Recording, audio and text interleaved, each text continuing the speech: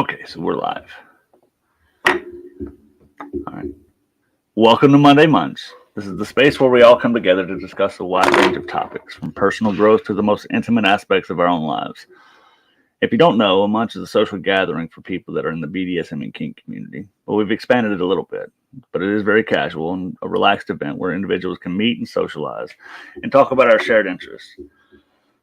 Us taking the munch virtual has a lot of benefits. It allows us to reach a lot more people and give accessibility to people that may not have the means or opportunity to attend in-person events.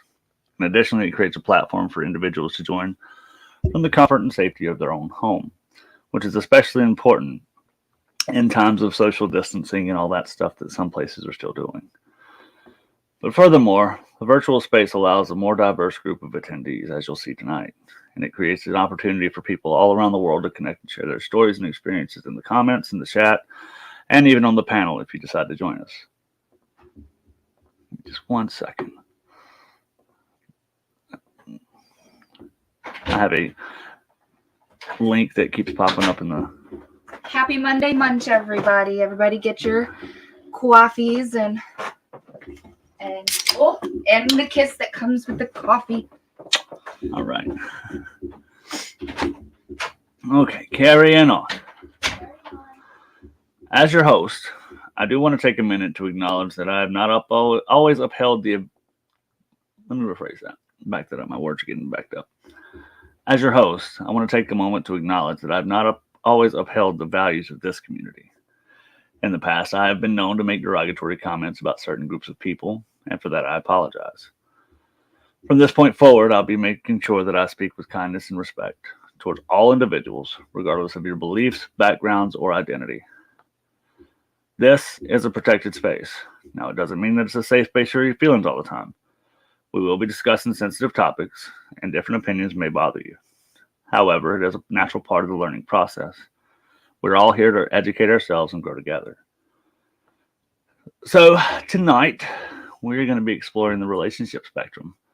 Hopefully, you guys have seen the article, but we're going to try to cover everything from traditional monogamy to polyamory, relationship anarchy, and a couple things in between. And we're going to dive into them all.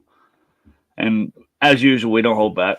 So you may hear some fun things, some very honest conversations, and some very candid responses.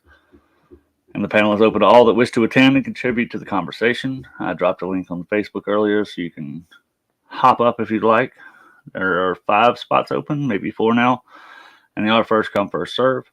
So keep in mind, these conversations are across 3 different social media platforms, and we have to make sure we're following those guidelines. So no nudity and things that could be considered questionable in that aspect. So come one, come all. Let's dive into the wonderful world of relationships, where together we can learn, grow, and educate each other. So here we go. We're going to pull you all up high, like a bunch of little raccoons popping out of a bush. So we do have a new person on the panel tonight. We have Leanne here.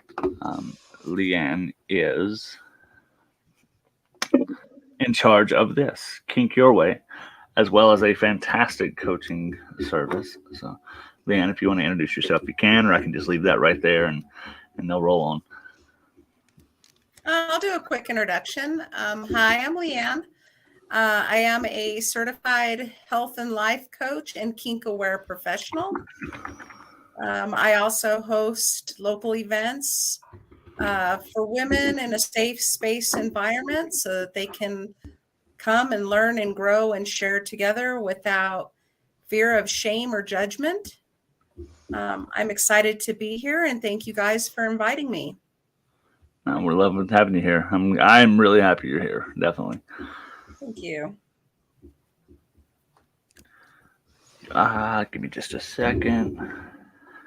Sorry, I'm trying to get someone else that wants to come up. So, as we all know, I am Mr. Host and creator of kinkclear.com. There's my link tree if you'd like to join. And next to stall and give me a time to get this link out is the lovely again. Hi, everybody. Your favorite crap tour here. Polyamorous, pansexual, and extremely provocative.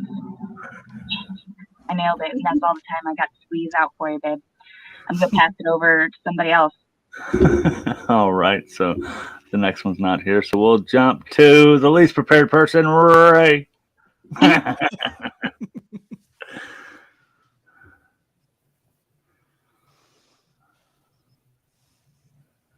think you're muted. I think you are muted. You are muted for sure. Okay. That was a practice run. Huh. All right, let's try that again. I am Ray. Most of the things that I bring to the table have to do with parenting and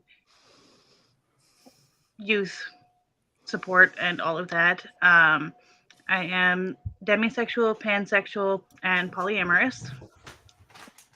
I use she, her pronouns, but I'm not offended by much. I just recently did launch a Facebook page for my art stuff that I do. I do a lot of custom spray paint. I do canvas or cardstock. That's Ray's Corner. Ooh, I Everything want that. else you can find in my link tree. Oh, I could have switched it better. Woke. Alice seems to be indisposed. Oh, No, there we I'm go. here. Okay. All right, and next we have Alice. Hi. I wasn't briefed on what the introduction's supposed to be, but I'm trans. I run a trans advocacy nonprofit and a Facebook shit posting page. Aren't all Facebook pages just shit posting pages most of the time? Some of them like to pretend they're not. Right, but we all know. We know the truth. Mhm. So tonight, like I said earlier, we are going to be covering. Oh man, I'm about to smooth the sandpaper over here. The relationship spectrum. We've had some debate though of like where the spectrum begins. Not so much where it ends. Relationship anarchy is pretty much the end, but do we include aromantic and all those things in there? I'm not certain. I don't have that perspective, so I couldn't tell you. So I started at monogamy. I would say that we do. Because the opposite of any applicable shape would be no shape at all. Yes, I would agree with that. I would agree that aromantic is important to at least touch on. Okay, Gotta who touch on wants the to important touch things. it for me? Because I'm unclear on what that really means. I am unclear as well, so please someone share. I can handle that one. Okay. Just in general, aromantic is not experiencing romantic attraction or not having a desire to follow up on romantic attraction. And there are a lot of different flavors of it. Like there are some people who still pursue romance anyway because they get something else out of the relationship that they would like, or there are people who who are aromantic, and like we can talk more about the different flavors of it later if we have someone come in who is aromantic. We're supposed to, I believe. I believe so. But in general, they don't really engage in romantic relationships. So now question though, like the reason I didn't know whether to begin with that or not, because it feels like relationship anarchy could kind of fall into that umbrella. That's a good point. And when we talk about relationship anarchy, I'll talk about that because I do have a couple of aromantic relationships myself. Okay. And we have our name tags back. No. Oh, cool. Yeah. Do you want to give a brief introduction to yourself there, dear? Yes, of course. I haven't been here in so long. Okay. Hi, I'm Mexican from Wish. I'm a content creator. I'm an internet whore, and I am the cheapest whore on the internet, just so y'all know. So, hi. It's my favorite tagline. Hello. I don't mean to impose on your brand, but I might give you some competition there. Oh, I'm like 50% Mexican, and I don't speak Spanish or eat tamales, but I judge people who do eat them with ketchup.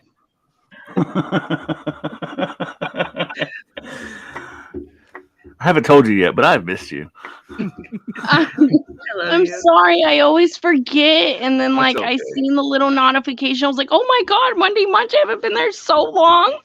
I'm so glad you got the link and all that stuff, and I'll try to drop it to you again that way, or next week whenever the new room's made and all I that know. stuff. I'm always like late to these things. And I'm like, God damn it. I can't get the link.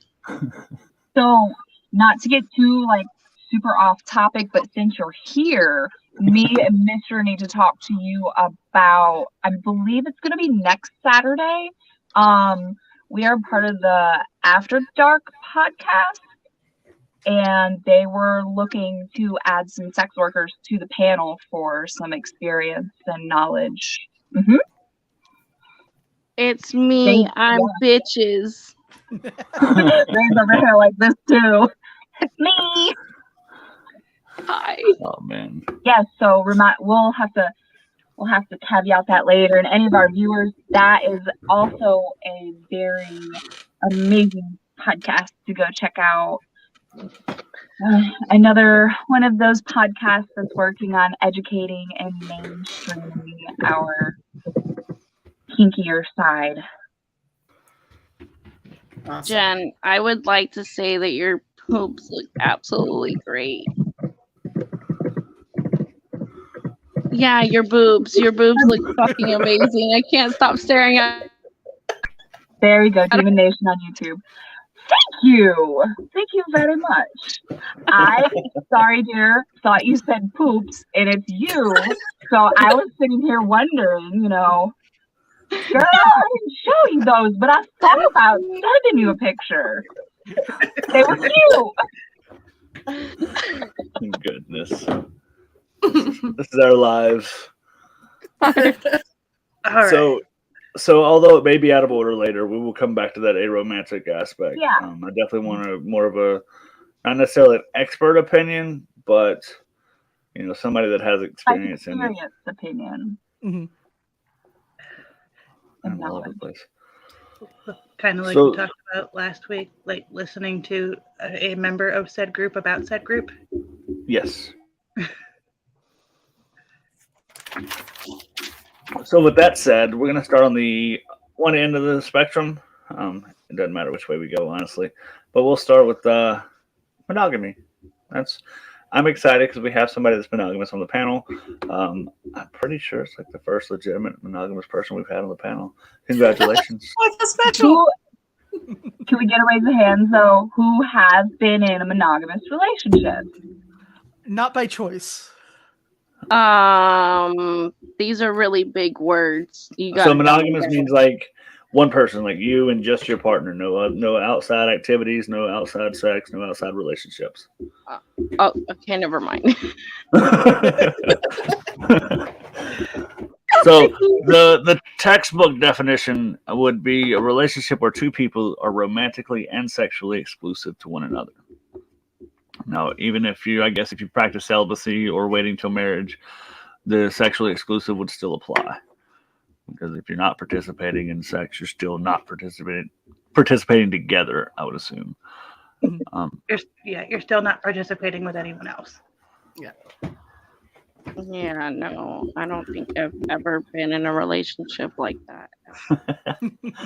So, Leanne, we all have some experience in it, but as the one who still currently identifies as monogamous, would that definition fit? Like, would you say that's pretty spot on? Yep, very spot on for me. So what made you decide to pursue a monogamous lifestyle?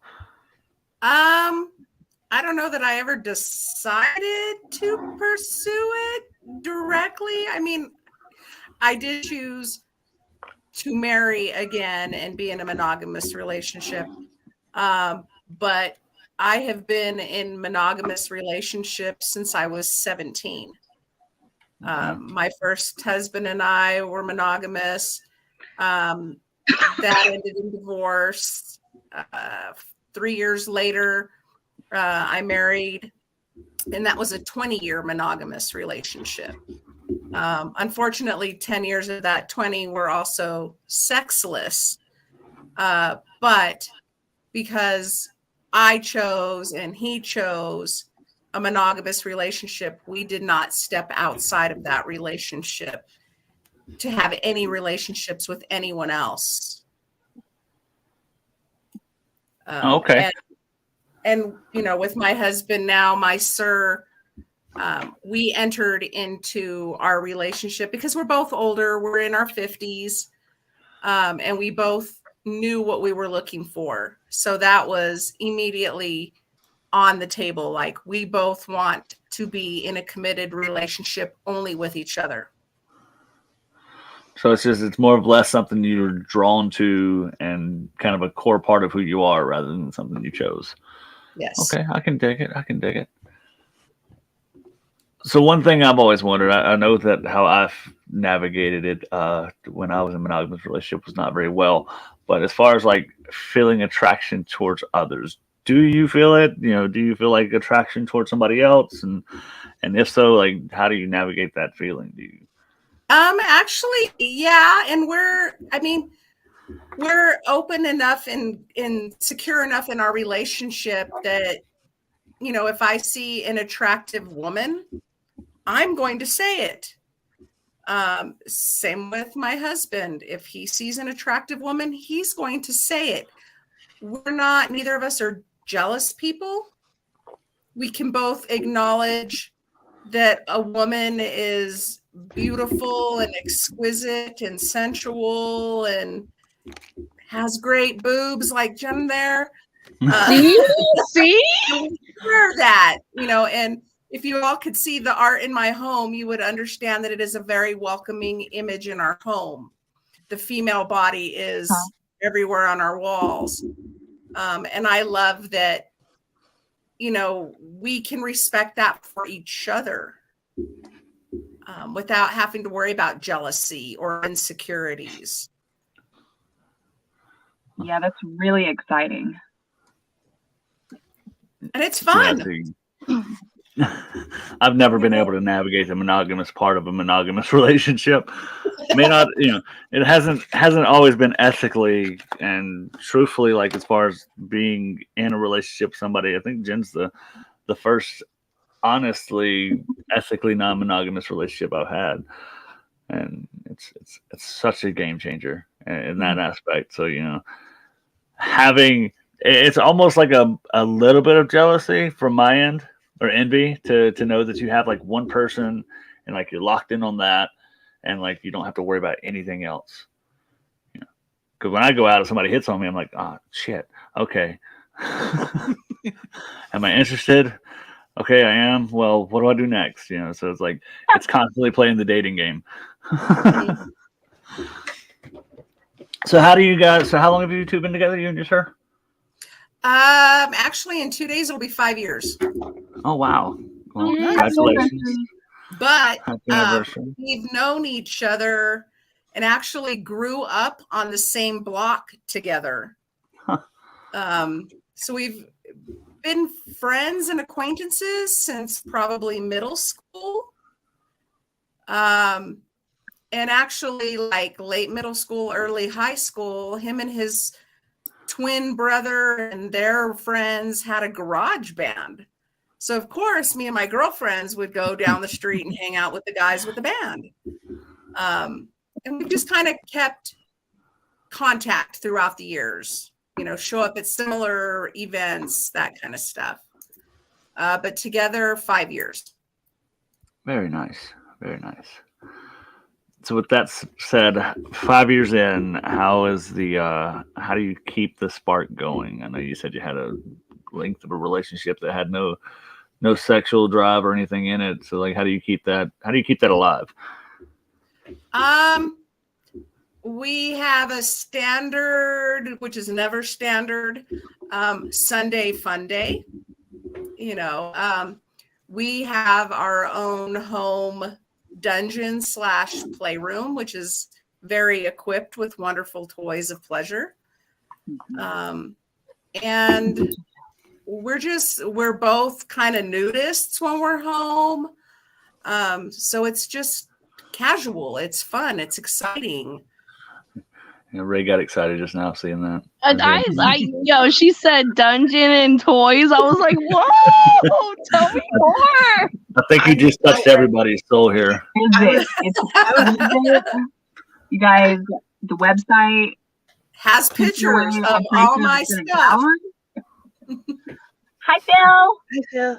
So the podcast we dropped earlier, not to interrupt anyone, but the podcast we dropped earlier, the Demon Nation on YouTube, that is Phil. That's who we'll be with on a Friday. Nice. So I am excited for that. And Phil has a podcast or a live coming up at 9 their time, so in about 30 minutes. So if you guys get tired of us, go check out Phil. So that's how we keep it exciting. Very nice. Okay. I lived with what's that word again? Monogamous. Yes, I lived with a couple like that. Okay, one of my very many ex-boyfriends ago, I worked on their ranch or whatever. They had a kennel farm, basically. It wasn't a puppy mill or anything like that. It was a kennel farm. And I was like, so y'all have been together since y'all were teenagers, and they were in their 70s at this point. I don't know how old they are now, but I was like, how did y'all like stay together for so long and neither one of y'all like, went off and, found dick or pussy elsewhere or went to the strip club or, got hookers or whatever. And they both told me that like one date once a week with your significant other is what keeps you together. And it kind of reminded me of what Leanne said about the Sunday Funday thing of like, it really got me. I mean, at the time I was like 17 and I was like, yeah, whatever, I don't give a fuck. But now as an adult, it makes sense. Like, not everything is about spending money on your significant other if you want to spend time with them, especially if you are in a monogamous relationship and you're with that one person. It's not about spending money all the time. Sometimes you can just, make each other fucking sandwiches and sit there naked and watch each other eat. Food porn is a thing, Absolutely. That was the bit that I got excited about. What you said was the whole being a nudist at home thing. That's yeah. me. I was like, wait. We don't have small kids. It's just the two of us. So that's just how we prefer to be when we're home. If my kids aren't home, I am. Anytime I'm not on camera, we don't have kids here, so.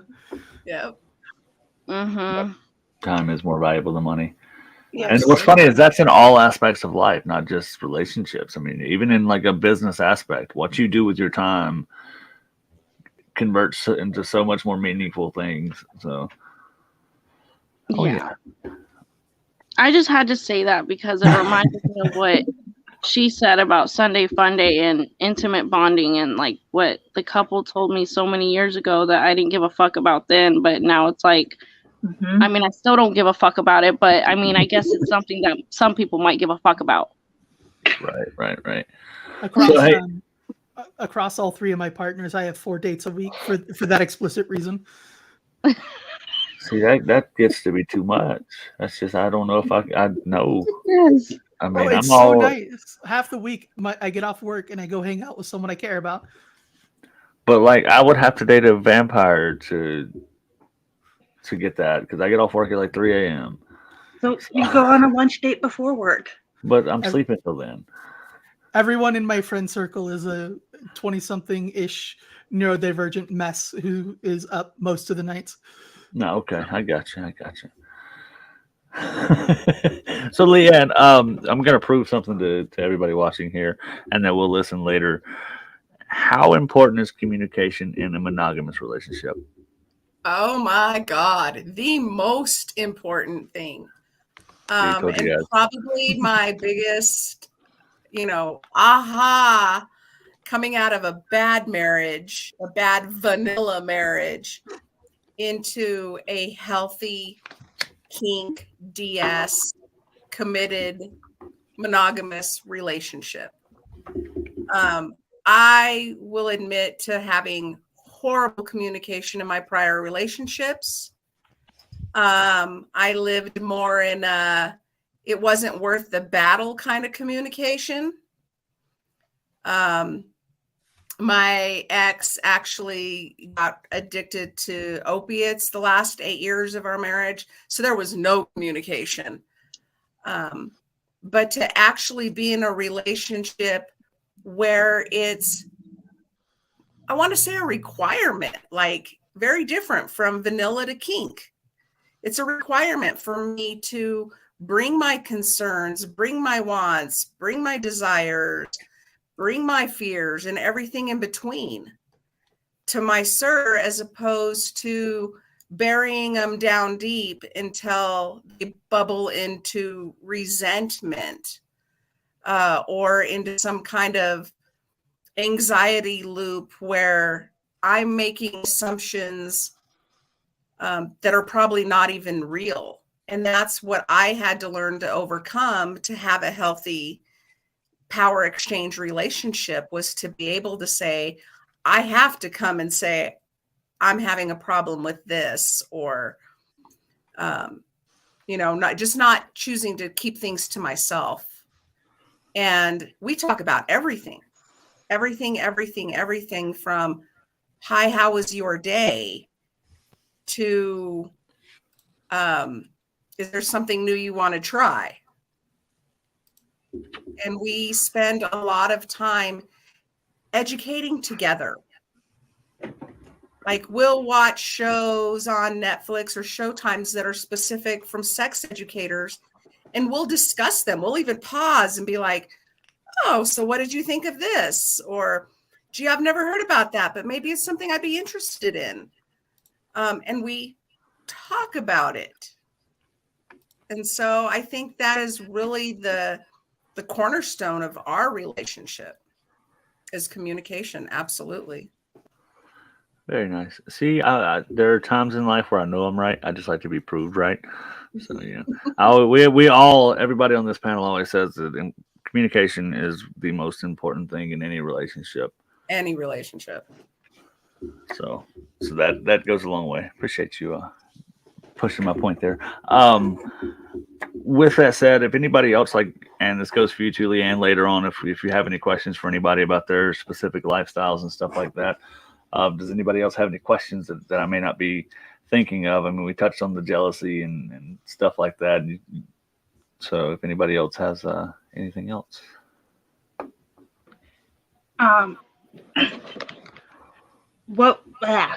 important would you say it is to, in a monogamous relationship, balance differing interests? Like, if you and your partner are interested in some of the same things, but some things that are vastly different, what is the value in keeping that balanced in a monogamous relationship? Or how does that work? I guess it depends on the interest. My husband comes from a very religious background. I am the opposite of extreme, but we come together in the middle. He doesn't judge me for my beliefs, and I don't judge him for his. And he respects me for mine, and I respect him for his. So I think it depends on, the issues and the differences, but we support each other. Like, he may not always be interested in what I'm interested in, but he fully supports me in my growth. And I support him as well. Even things outside the home, please go do something with your guy friends, because sometimes he forgets I'm a woman. I don't always like the, comments that he may make to a friend or a buddy, because he had a lot of roommates in between his marriage and our marriage. But we just support each other in being our unique, authentic selves. Very nice. Very nice. Thank you.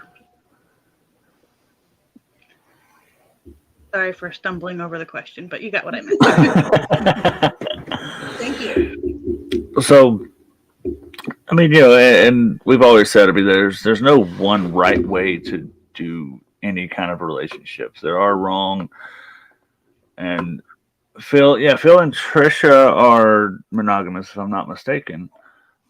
So I may have misspoke earlier, but yeah, would love to have you guys up here too. But I know you guys have your show coming up soon, so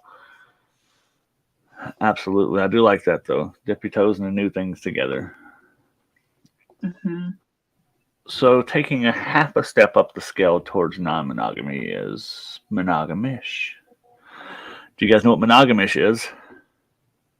It sounds like Amish stuff, but okay. Was that the don't ask, don't tell one? No, Okay, sorry, might be. that's okay. So is this where swinging comes in to a monogamous lifestyle? No. No. Oh, That's what I love about this one. So it's actually it's a pretty new term. I learned about it a couple years ago listening to a TED talk. I think it was coined by, what's his name? Really big in the sex education world. Whatever. But big psychologist. I'm not going to stumble on it too much. I'll figure it out in a little bit. Dan something, I think. But monogamish is a relationship where partners have a mutual agreement to engage in sexual or romantic activities with other people, but with limited frequency or under specific circumstances. So think hall passes, So, well, area code rules, things like that. oh, not like an open relationship with boundaries. Almost, yes, an open relationship with boundaries. You can have a partner if you're on a business trip more than a week. it's probably more of a open and closed relationship. Like we open the door for just a few minutes to let some air in and then close it right back afterwards, right? Pretty much. But it can also be, so they've had this other definition for it that I've heard several times, is where it's even without another person being involved. So fantasy scenarios in a bedroom of involving, like a toy and another person. Like you, your partner, and a toy, but that toy symbolizing whoever. Okay, so like a unicorn. Not quite. Oh. So you're still monogamous. You're just not monogamous all the time. Yeah. So like, I think what you're saying is like you would have some form of object that represents another person, but not the actual person. But even that is only okay at specific windows. Absolutely. Gotcha. Okay, thank you. Oh. So why couldn't it be the unicorn situation? Because that's a person. But I mean, it's one it could mean the same thing though. But more often than not, you develop a relationship with a unicorn. Oh, well, yeah, I guess. But I mean, the unicorn always knows their place though.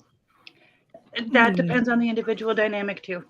Right. Yeah. Because I mean, technically, you can have a third that is a unicorn, but it's a constant relationship.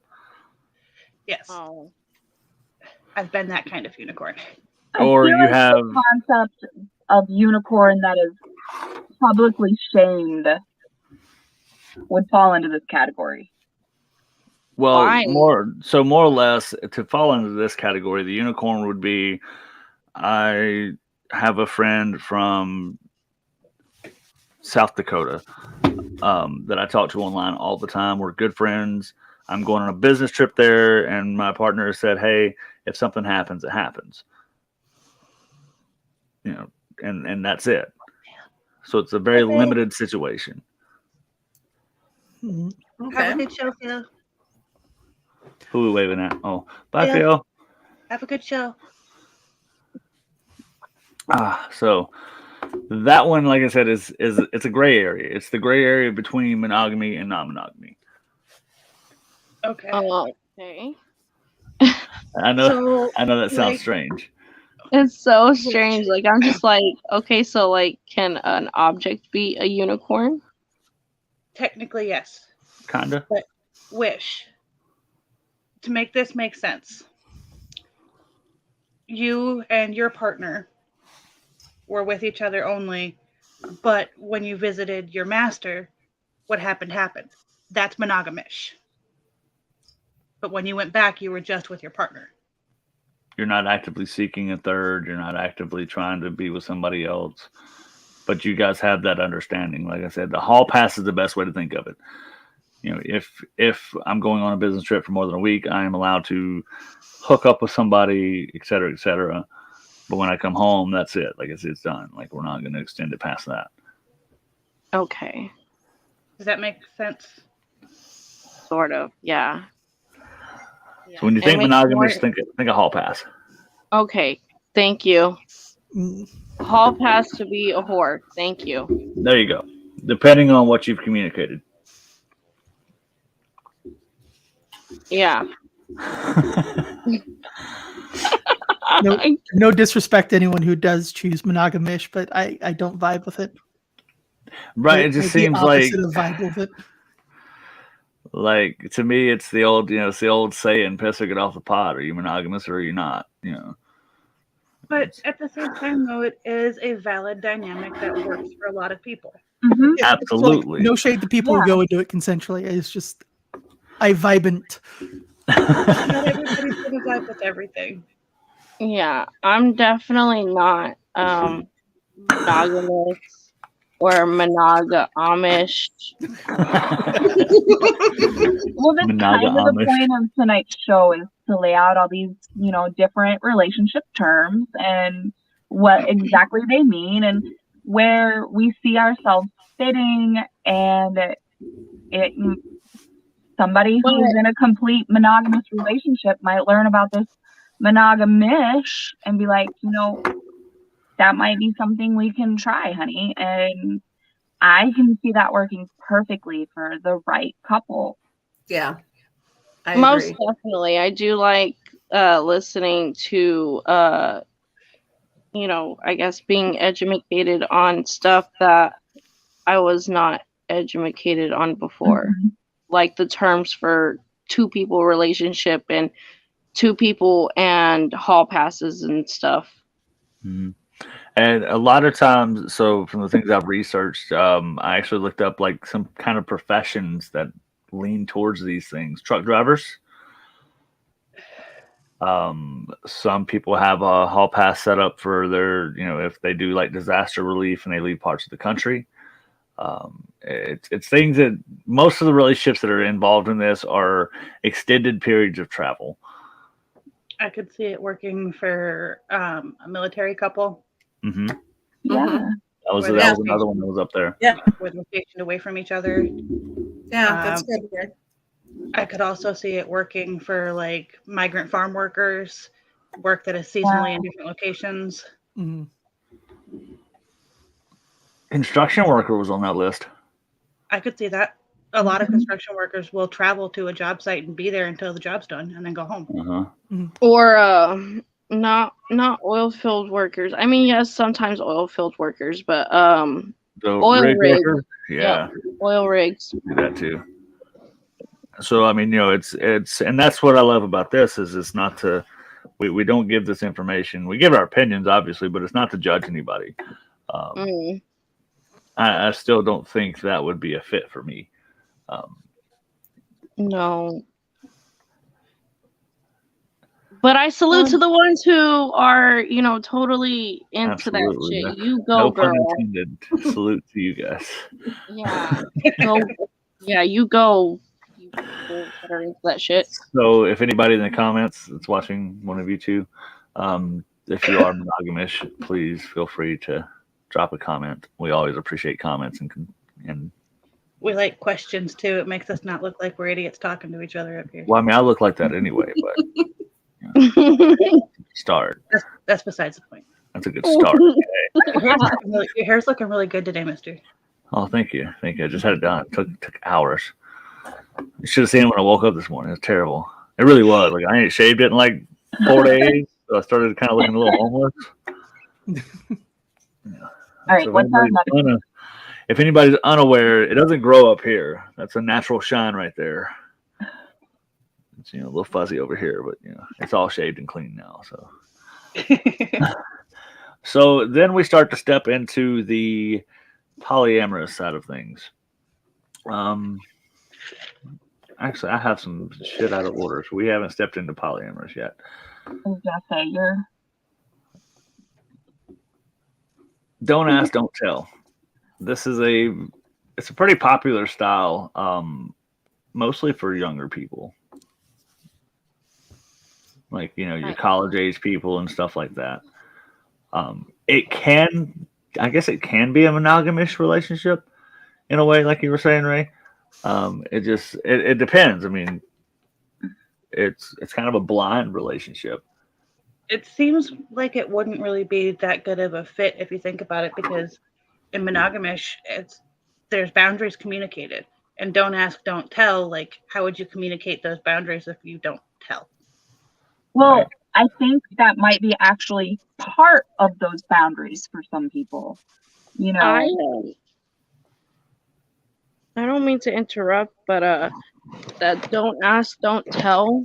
I've been seeing with a lot of content creators who are in relationships with non-content creators. Like, They're happy you're making money. the non-content creator will be like, you know what? I met you in this industry, and I'm not going to try and take you out of it, because obviously you make hella money, and that's great because you're also bringing bacon to the table or whatever. But I don't want to know. I don't want you to tell me about it. Don't brag to me about it. Just, whenever you come back, it's our time, Mhm. And I've been seeing a lot of that with the sex worker, non-sex worker relationships. Right. I can see that. Mhm. Oh, by the way, me being the genius that I am, I forgot I had notes. So I'm really hoping that people who do identify in this relationship spectrum of the don't ask, don't tell, still realize how important the communication is. because I even have pros and cons of stuff. Yes, but yeah, Because Real quick, yes, we might be don't ask, don't tell, but they still have their boundaries of what would be okay in these situations. Like right. bear with I'm sorry, like protection. yeah, You're part of a don't ask, don't tell relationship. but don't bring We're me home still anything. requiring not to bring STDs home to each other and to practice safe sex. Mm. Absolutely. Yeah. No. 'Cause- Chamberlain says he has a question, but not on this subject. okay. Okay. Well, if you want to ask it, you can. We'll get to it in just a minute. So There's don't no- ask, don't tell. It says, so overall, it's about partners being able to have the freedom to engage in sexual or romantic relationships with other people, but not sharing the details of those relationships. Cool, you go out every Thursday and you don't come home till Friday morning. That's understood. Don't tell me about it. Just make sure you bring home breakfast. Food is essential, and breakfast is the most important meal of the day. So with this kind of relationship, I've got pros and cons and all this stuff, guys. The pros are it provides freedom to explore different desires and needs, allows for privacy in a relationship, and it can foster deeper trust between partners. The cons are it can be difficult to navigate the boundaries and expectations. You can lead to feelings of jealousy or possessiveness. I could see that happening fairly easy, of somebody texting somebody all night and, who are you talking to? Well, you don't want to know about it. So, and that causes a whole other issues. And it can be challenging to maintain open and honest communication because how much of a don't ask, don't tell do you have going on? I guess it just depends on like the two parties that are in this, predicament.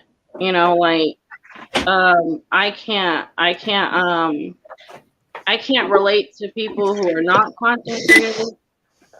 Can you come and pour me some coffee too? And I want to kiss as well. Kiss. It's empty. It's empty. Can I still get a kiss? She says she still wants a kiss. Damn. Goodness.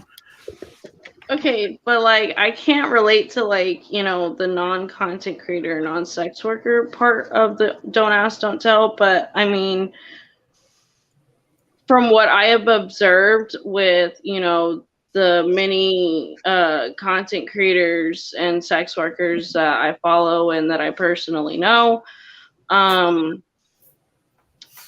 their partners that are non-sex worker, non-content creator,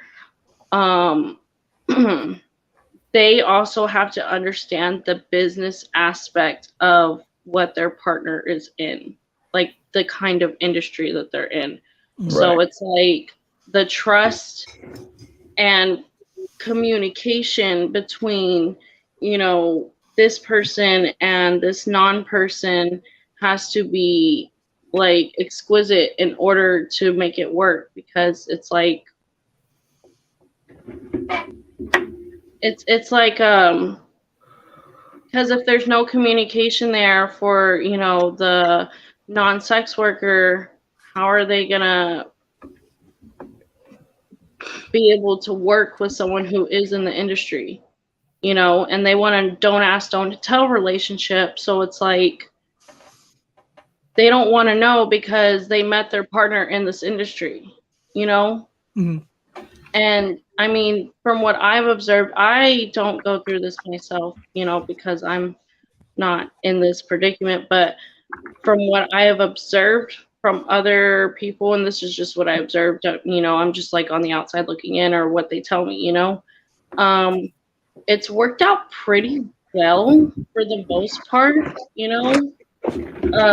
You know, the partners are always like, yeah, you know, she or he brings in the bacon and it's great. You know, and then they'll also contribute even though they don't have to, you know. They'll also still contribute as if they're a customer even though they don't have to, because now, you know, that they're in a relationship with these certain individuals, they're not just getting the fantasy side of everything, they're also getting the emotional side of things. And for a lot of people who I've also observed a lot of people who judge people who are in the don't ask, don't tell relationships, especially with sex workers and content creators. And they'll sit there and judge, like, how, you know, how can you let your girl or your guy do this and that? And it's like, why am I going to sit there and try to change somebody who's obviously not going to change? Like, I met her or I met him this way, so this is how they're going to be. And I have to accept them for that. I have to love them for that. And on top of that, you know, those people who are judging don't understand that, you know, when they're with their partners, it's not, you know, what you see on camera is one thing. And that's what a lot of people don't understand, is that when us men and women get on camera and we do our shows and we do our lives and we get all dressed up and we spend hours on our hair and our makeup, and, you know, we put on these fantasies for people. It's totally different than the people we are off camera. And that's what people on the internet don't understand about this, you know, this type of relationship between sex worker and non-sex worker, is that whenever it's those two people, that person's getting the real, raw, intimate side of a person. Right. So kind of like Chamberlain said, you know, it's just a job and it's seen as such, and that's how, you know. Yeah, but not a lot of people, surprisingly, not a lot of people see it that way. They're like, oh, well, she's being a whore, he's being a, you know, a man hoe on the internet, blah, blah, blah. And it's like, bro, like, this is how they make their money. Like, shut up. Like, sit down, get educated, and shut up. So real quick before we move on to the next one, Chamberlain, so you had a question, how do you explain to your parents about your identity? Now the question is, what identity are you speaking of? Like your sexual identity, as far as, you know, heterosexual, homosexual, bisexual, pansexual, or are you talking like your gender identity? So clarify that for me real quick. And I, Mister, don't really think that. I think there's kind of a bottom line no matter what identity is at the level that you feel safe and comfortable with direct and open communication. Fair enough. That's a great umbrella right there. Yep. Pretty much hit the nail on the head. You don't need to know the details. Good job. See, this is why we all work well together. I really had a difficult time putting this like spectrum together on my own, because like everything I looked at, it kind of gave me like an idea of a spectrum, but like, so don't ask, don't tell. I feel like that's a step past monogamish, but it's closer to relationship anarchy. Mm. Yep. Since you brought up trying to put together the spectrum, I wanted to touch a little bit on the other spectrum that kept coming up the most. Oh yeah, we definitely can. If you're comfortable with it, it is possibly a triggering subject. The spectrum, everything I kept finding every time I researched relationship spectrum was like healthy to abusive, and so it can be triggering. I'll give anybody a moment to mute or turn their volume down if they don't want to be a part of it or whatever. Whatever you guys feel necessary. That is overall a much more important relationship spectrum to know, because there's a big difference. Even in the world of vanilla to kink, there's still a big difference between communication, happy, loving, wonderful relationships and things that are considered abusive. So, but in a regular relationship,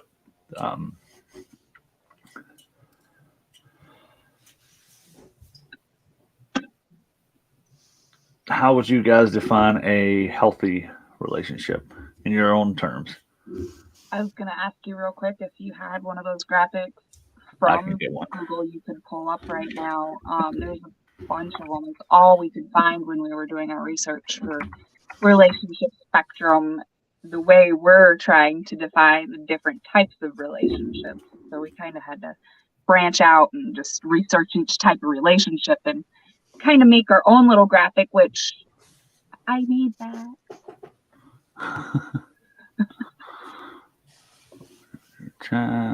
Of like the ladder of different relationships spectrum. But yeah, if you have one of those to pull up, that would be fantastic. All right, let me pull this up real quick. We're going to go away for a second because I want to pull this up. I will try to zoom in on it a little bit to clarify. So you're looking at a healthy relationship means that, and I'm just going to read this directly. Feel free to comment and add things if I miss those. A healthy relationship means that both you and your partner are communicating. Absolutely. I love how that's first. Like that's the first thing. Yay! Respectful, trusting, honest, equal, enjoying personal time away from each other and making mutual choices, as well as you are economic or financial partners. I want to jump in just real quick on that last one. There needs to be a discussion of like economic or financial partnership. It's you can have a healthy relationship where you're not financially entangled with each other. Right, absolutely. But it comes down to communication. As always, everything comes down to communication. To just start like a communication service, like where people call and ask, what can I do in this part of my relationship? Communicate with your partner. And that's going to be the answer to everything. Communicate with your partner. I agree. It's one of my top things that I tell my clients. Yeah, that's so. So an unhealthy relationship. Now, this is not an abusive relationship. You guys can see that one. We don't want to see that yet. So an unhealthy relationship is not communicating. You're disrespectful. You don't trust each other. You're dishonest with each other. Someone's constantly trying to take control. You only spend time together. You're pressured into activities, and it's unequal economically. So, like, even with that last one, if you've discussed, hey, you pay the bills, I do the stuff at home, that's not the same thing. That's a communicated discussion. Mhm. But, if one person says, all right, we're going to split things 50-50, both agreed upon it, and the other person doesn't want to pay anything, and it leaves you in a weird situation, then that's the kind of unequal we're talking about there. Okay. And then the final one on the spectrum is the one that a lot of people, unfortunately, usually aren't even aware of when it comes to relationships. So abusive relationships are where one partner, and it can be both, is communicating in a hurtful or threatening way. You're mistreating one or the other. You're accusing the other of cheating, which is untrue. I've always had that policy. Even like Jen knew that policy about me when I met her. Don't ever accuse me of cheating because you've just given me the right to do so. If you have questions, you can ask. But if you're going to pop it in your head to say, hey, here you go, you're cheating on me, I know you are, and all this stuff, I'm going to go ahead and do it. Might as well I don't want to make you a liar. That's my philosophy. It's not a good philosophy, but Right. Like if you're gonna like, for me, anytime a guy has ever accused me of cheating, I make their fantasy come true. I'm like, you know what? Here's a video. that might be a little abusive on your part there too, but same for me. I can't deny that that's not good behavior to have. I do acknowledge that, and no one should ever do that. So don't take my advice, as we often say on here. So don't listen to what I say. That is a method that Mr. uses to communicate how he feels about being accused of that. That is a method that Mr. uses to control the accusations from the other person. Yeah, because I'd rather have an open and honest conversation where you ask, hey, look, I know you've been hanging out with this person. Is there something going on? That's completely different from, I know you're fucking so-and-so. Mm-hmm. Well, if you know it, then it must be true. If you know it, you must have bought the video.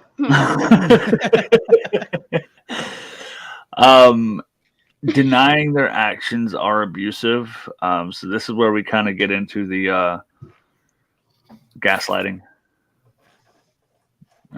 That's a big trigger word for a lot of people. If you don't know what gaslighting is, anybody got a brief definition of gaslighting? Because listen to Gaslight by Snow the Product. It explains it in the song.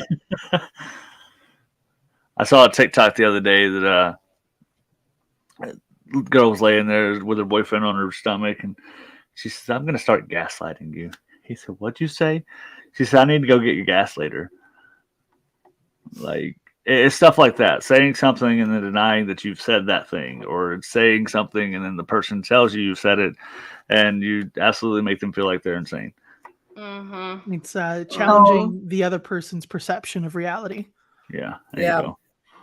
Google's definition, everybody, is to manipulate someone using psychological methods into questioning their own sanity or powers of reasoning.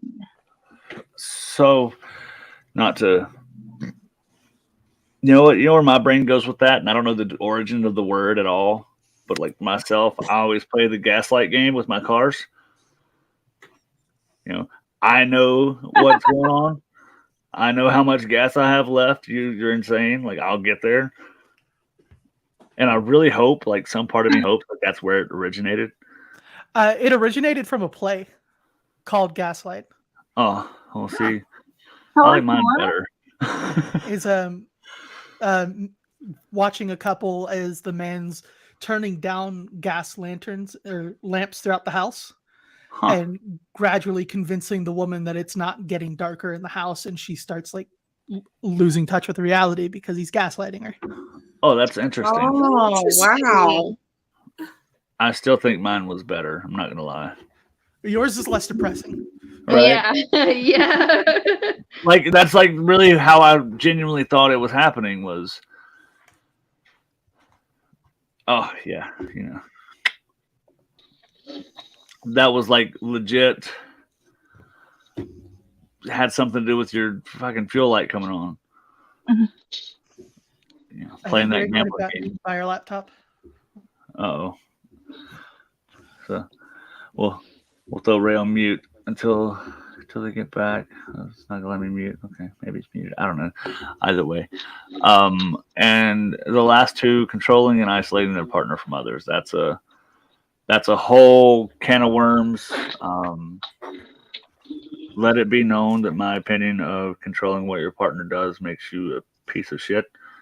I stand by that one always, in that exact tone and wording.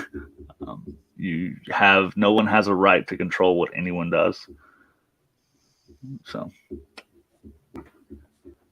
all right. So yeah, we covered that spectrum. That spectrum, like the one I keep finding. So now back to our version. I have something to say. Okay, Absolutely. so the controlling part of that topic thing, I don't know why. I guess I got sidetracked before, but when we were talking about monogamous stuff, a lot of things that happen, like is guys. I don't know so much of girls, but I know guys will go around and find these content creators and love bomb Got an the echo. fuck out of them, and then try to make them into a monogamous relationship. Like basically turn a hoe into a housewife. And I just wanted to say that also is part of the controlling aspect of an unhealthy and abusive ass relationship, and that is not okay. For sure. I've got you muted right now, Ray. I think we got some kind of echo on your end. I don't know what's going on. But absolutely. So I just wanted to say that, like, don't try to find a sex worker or content creator and think that you're gonna get her all for yourself. Or a polyamorous person or non-monogamous person. Yeah, like They identify as that for a reason. even Yeah. as that level, because my most recent partner beyond Jen was monogamous. But it was nice because on a base level we understood. Like, I'm not going to be monogamous. You're not going to be non-monogamous. We see eye to eye and communicated that. Mm-hmm.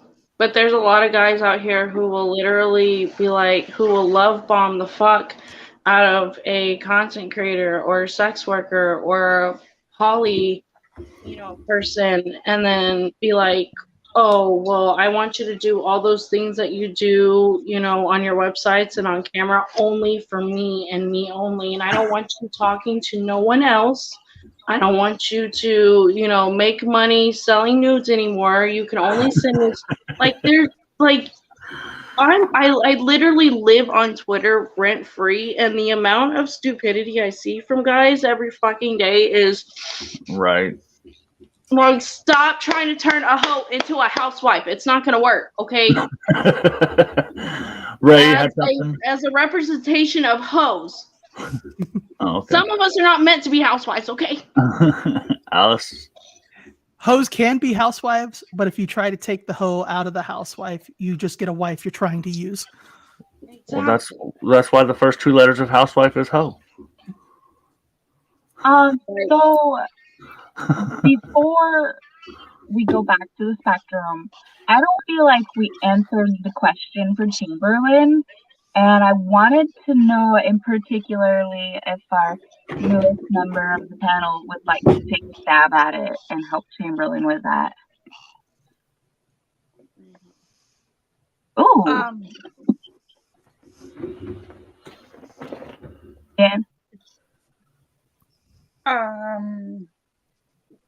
I sorry, fuck.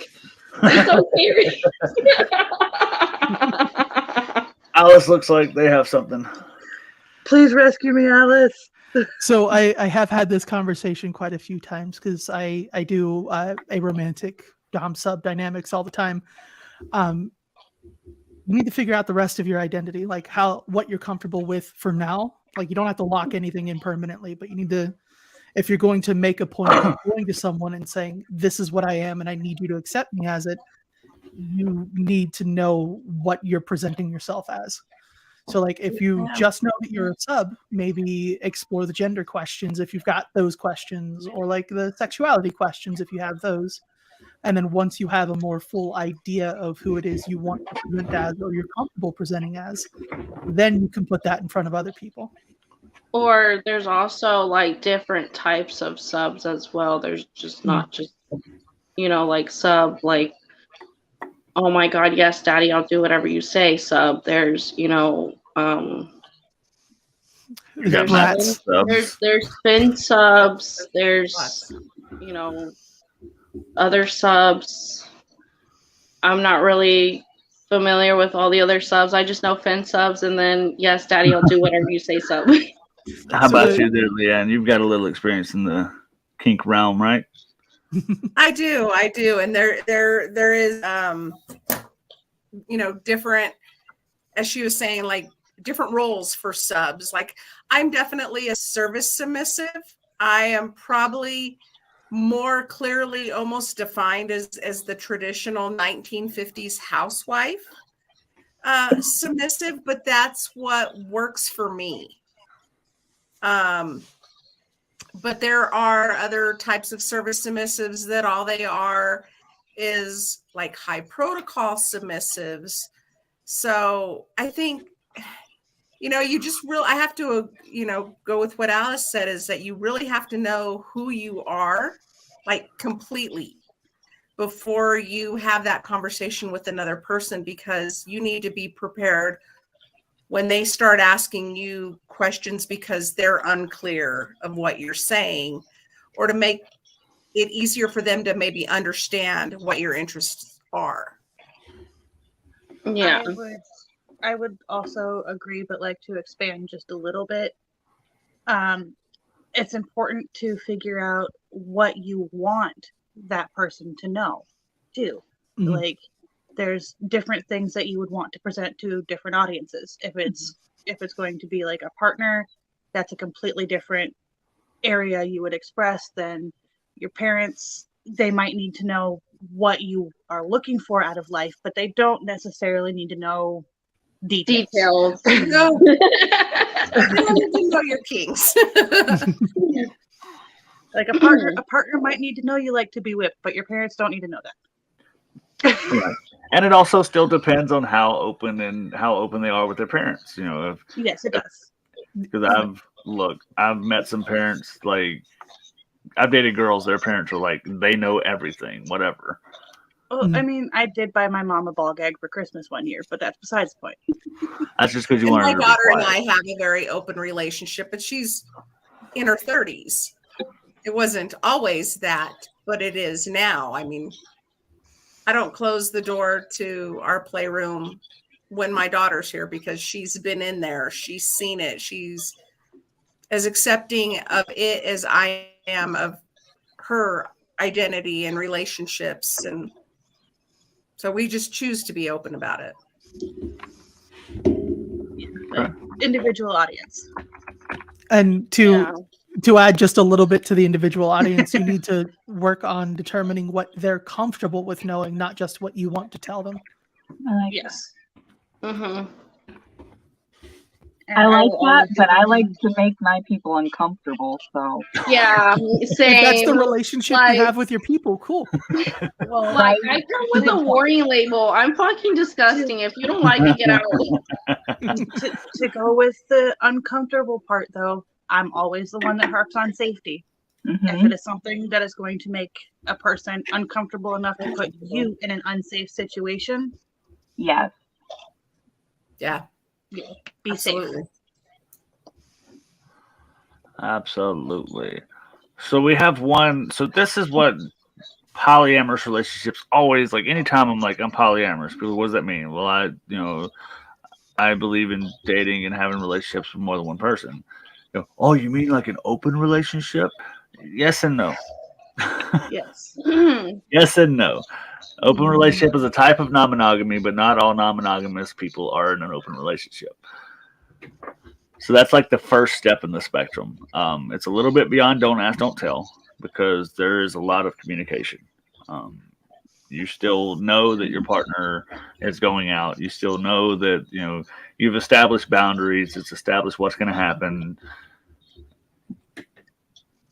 I don't know if this would consider to be an open relationship, but at some point when I was a teenager, I couldn't tell you when because, man, that was my party years, okay? At some point when I was a teenager, though, I was with this guy, and he was just as much of a hoe as I was, but we were together. Like, we were two peas in a pod. We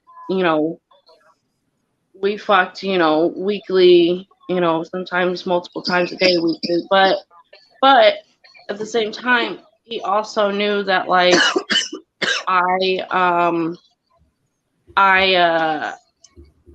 I did some extracurricular activities involving money there. So, Meetups. yeah, I did meetups, okay?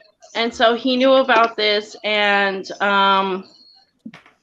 he was okay with it. And I was just like, if you feel uncomfortable, I'm sorry, but this is how I feed myself. This is how I, pay for, my hygiene, my clothes, and everything else. I was like, so if you want to go out and be a whore as well, you can. I don't give a fuck, really. I've always been that type of person. I just, like, when it comes to my partners, I don't care that they talk to other people. I don't care that they go out and have sex with other people, as long as you're being safe. Oh, we have another VIP here. Welcome, Dream. Welcome. So, like I said, they're very different though. I feel like so I didn't know if that was considered an open relationship. That was the whole point. I didn't know if that was considered an open relationship.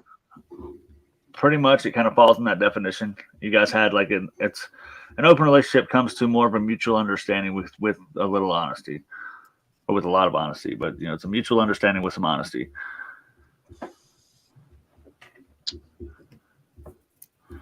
Okay, see you later, Dream. Just as quick as he showed up.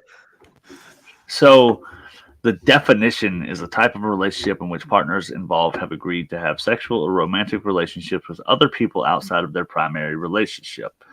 Not a fan of that definition because it almost sounds like polyamory. But like I said, squares and rectangles. It's what I'm saying. Yeah, squares and rectangles. Six of one, half a dozen of the other.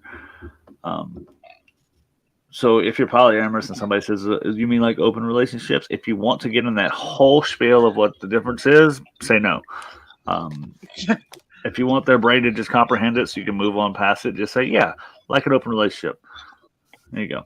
It's like, and so when the pros of an open relationship say that increased sexual and emotional fulfillment, more autonomy, increased honesty and communication. So it seems like that's the step up from don't ask, don't tell, is the communication and the honesty. The cons, as all open relationships or non-monogamous relationships seem to have, is a risk of jealousy and emotional insecurity. Risk of STIs is higher, and that's simply because you're introducing more partners. The risk is higher rather than having one person. If you're both in an honest and truly committed monogamous relationship, if you don't have any STIs and they don't have any STIs, more than likely that risk is not going to increase. Now, some random chance events and things could happen, but for the most part, that risk is going to stay in an even kill on the line. Risk of betrayal. This is while open relationships are based on mutual agreement, there's always a risk of one partner betraying the other by not being honest. You could say that about any other monogamous relationships too.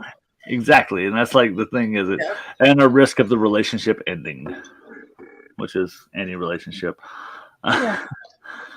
So the Okay. difference, right? Yeah, like I mean, like it seems like a lot of these are just categorized. Relationship risks.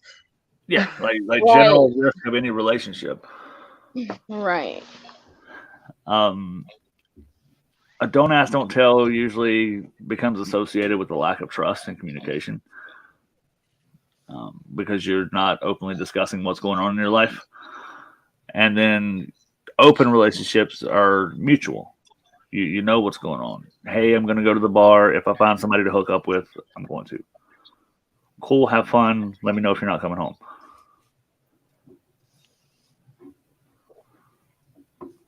Sound about right to everybody? Yeah. Hi, Dream. Hi. Hi, Dream. Dream, this is our new friend, Leanne. Hi, Dream. Leanne runs a fantastic Facebook page and coaching service. Thank you. So we're excited to have Leanne here. Leanne, do you have any questions for? I mean, no, none of us really fall into these categories yet, but you know, I'm sure you know a lot about all I'm these. enjoying learning with others. Thank you. So the next step we're going to take is the step into polyamory, which, like, no, we're not doing the time reference, but if it comes to a line, even though it's a spectrum, we're calling it, it will diverge here in just a second to be a little bit different, where we get into swinging and relationship anarchy and all these different spots. You know, they start to prong off on their own. But the difference between polyamory and an open relationship. Okay. I want to try. All right, let's go. Okay, so I explained pretty much what an open relationship was. Okay, but I mean, it was more of like, you know, I'm being a whore and getting paid for it, and you're just being a whore because I don't want you to be lonely. And I was considerate with his, feelings of his penis. Okay. Okay. So to me, a poly relationship is literally where not only are you, you have a primary like partner with each other, but then you like literally build a relationship with another or more people. Like you literally build a connection the same way you have with your primary partner. So close. You're hitting the polyamory aspect of it, but you're hitting a very specific polyamory. Oh, So it's where it gets in that weird little tree. It's a relationship gray tree. area. Not really. Like it's like a whole different branch of it. That's we'll get into that, but that's hierarchical polyamory. Hierarchical. Whatever hierarchy, whatever. Oh, it's like the monogamish. Yeah, the monogamish. I don't know that word. Yeah, that word kicks my ass. Hierarchy. Okay? I know hierarchy. Like that's the problem. That's what kills me so much. Is I know the word hierarchy. Can you say bicycle? No.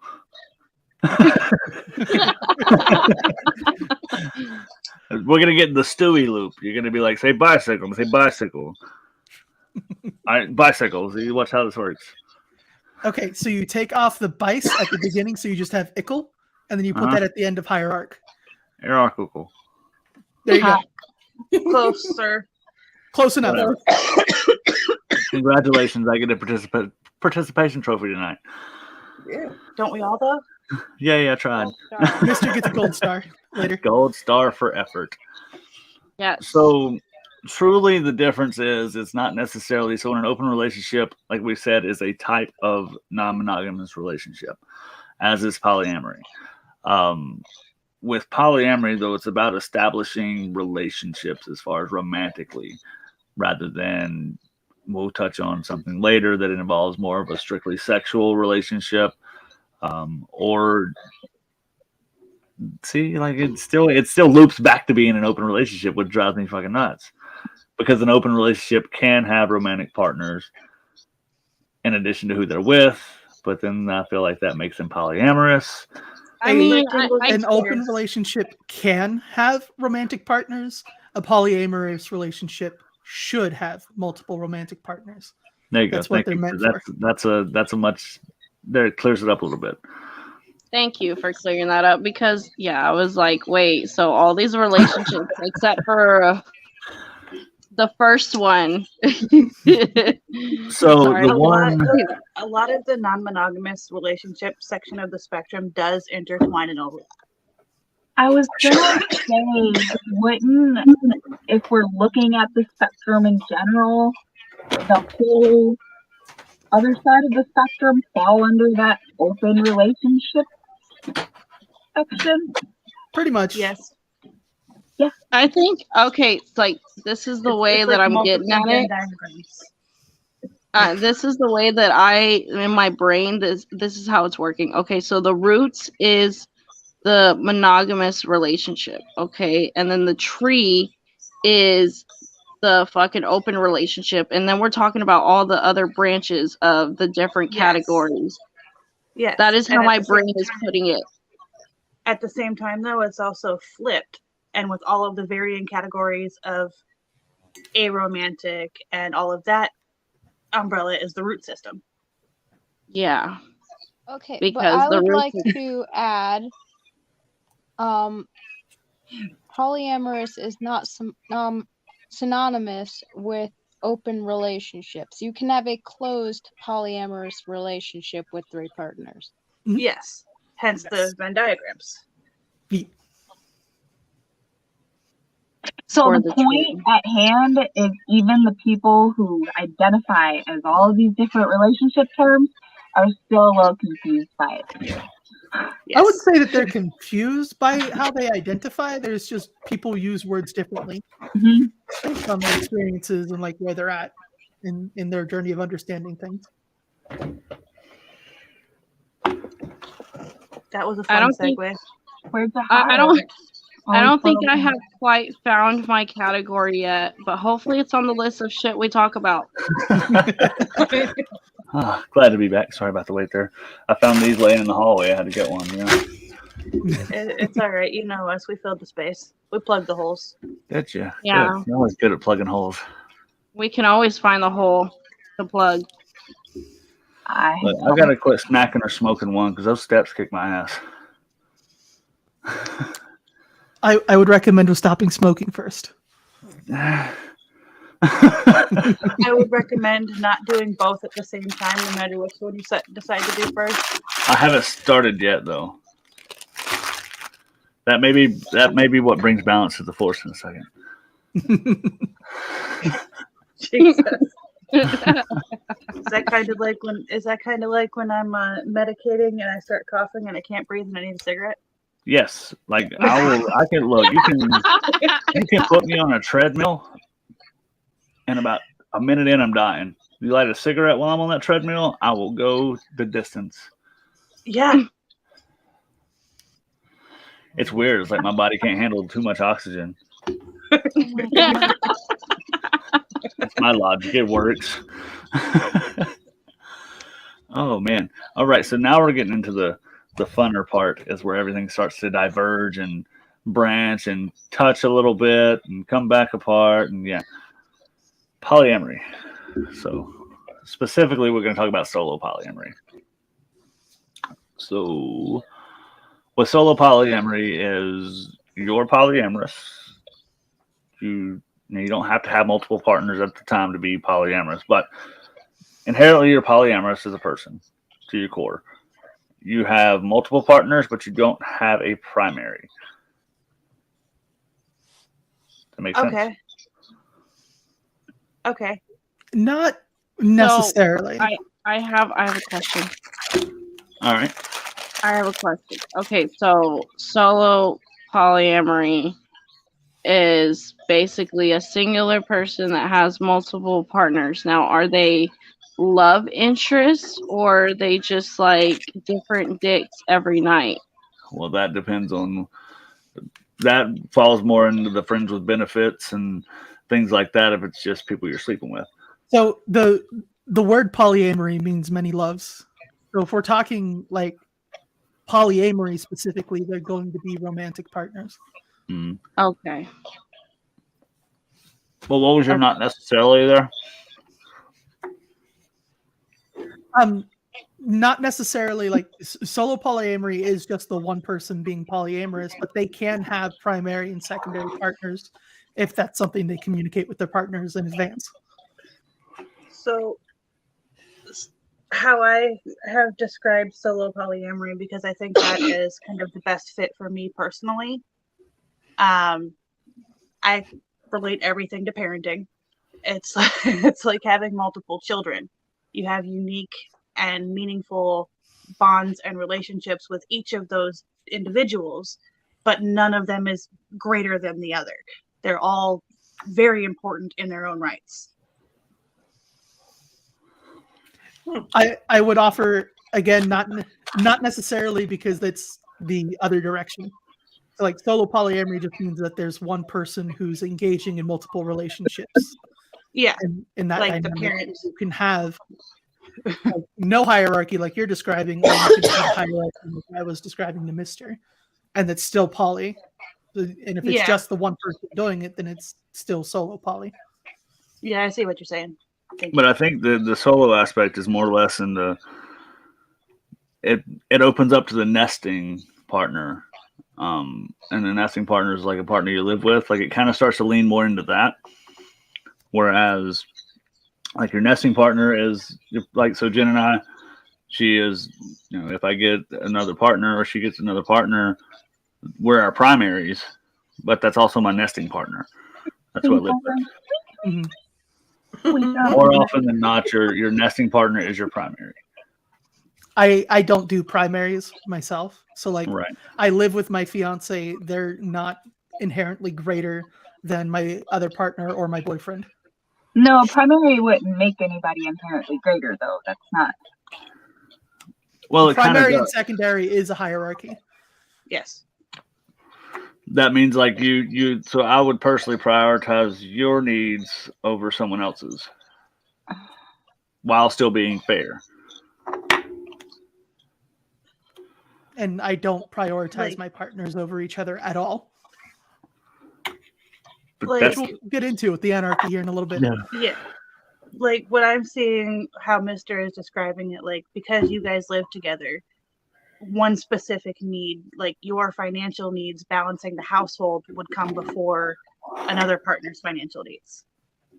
Or the need for the vehicle Yes. that like we share. things that, yes. Hmm. That would be one example that I could pull out of my hat.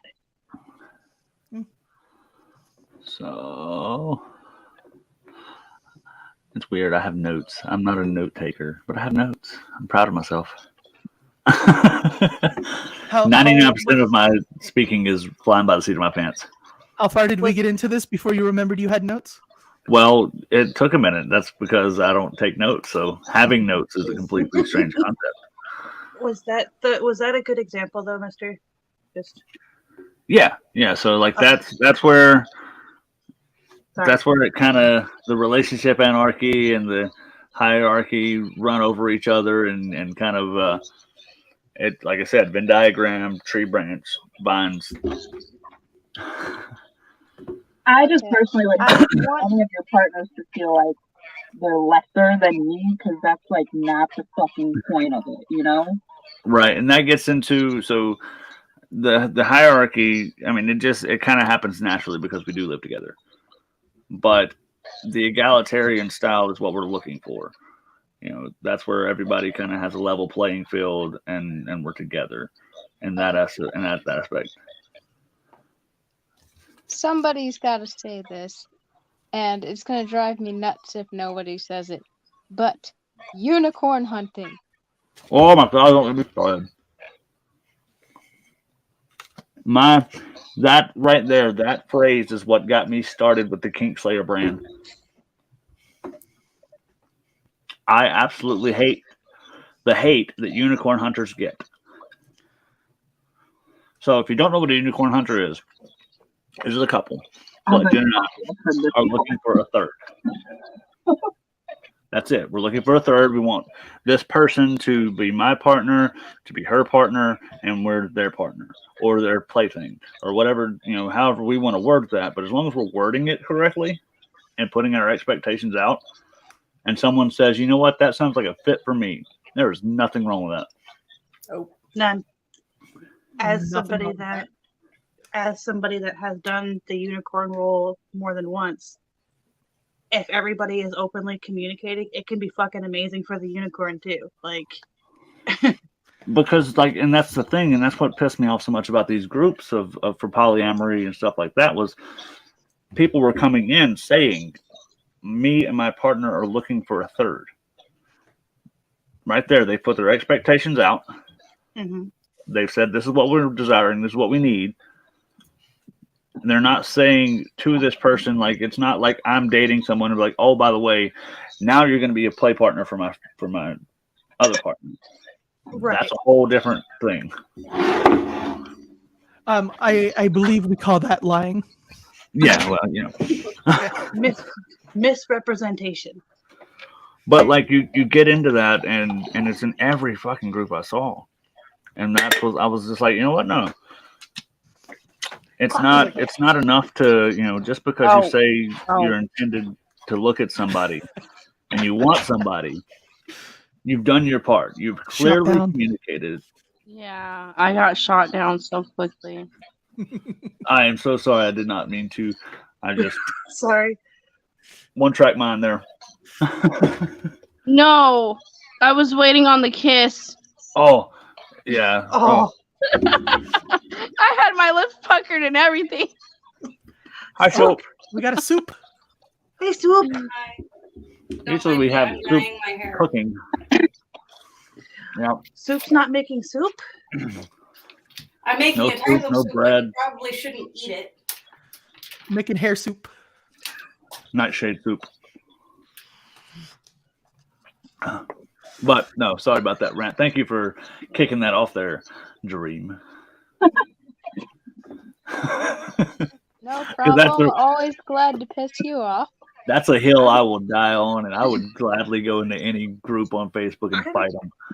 I'm just saying though, like seriously, the relationships where I've been in the unicorn position have been some of the most fulfilling relationships. Like, And like as someone who's been on both sides, the important part is communication.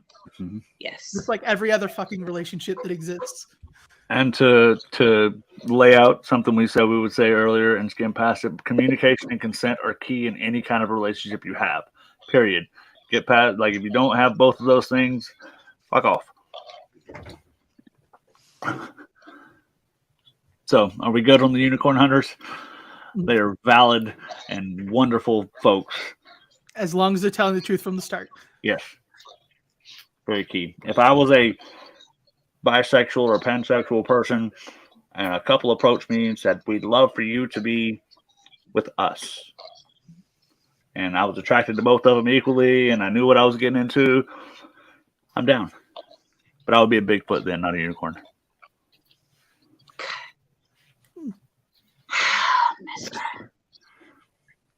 That's the term I decided it's called, as a Bigfoot. That's just because you're hairy.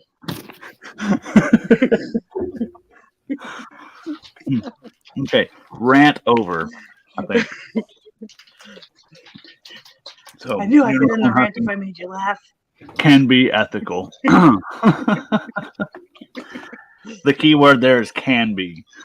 But just like any form of non-monogamy, not every form is ethical.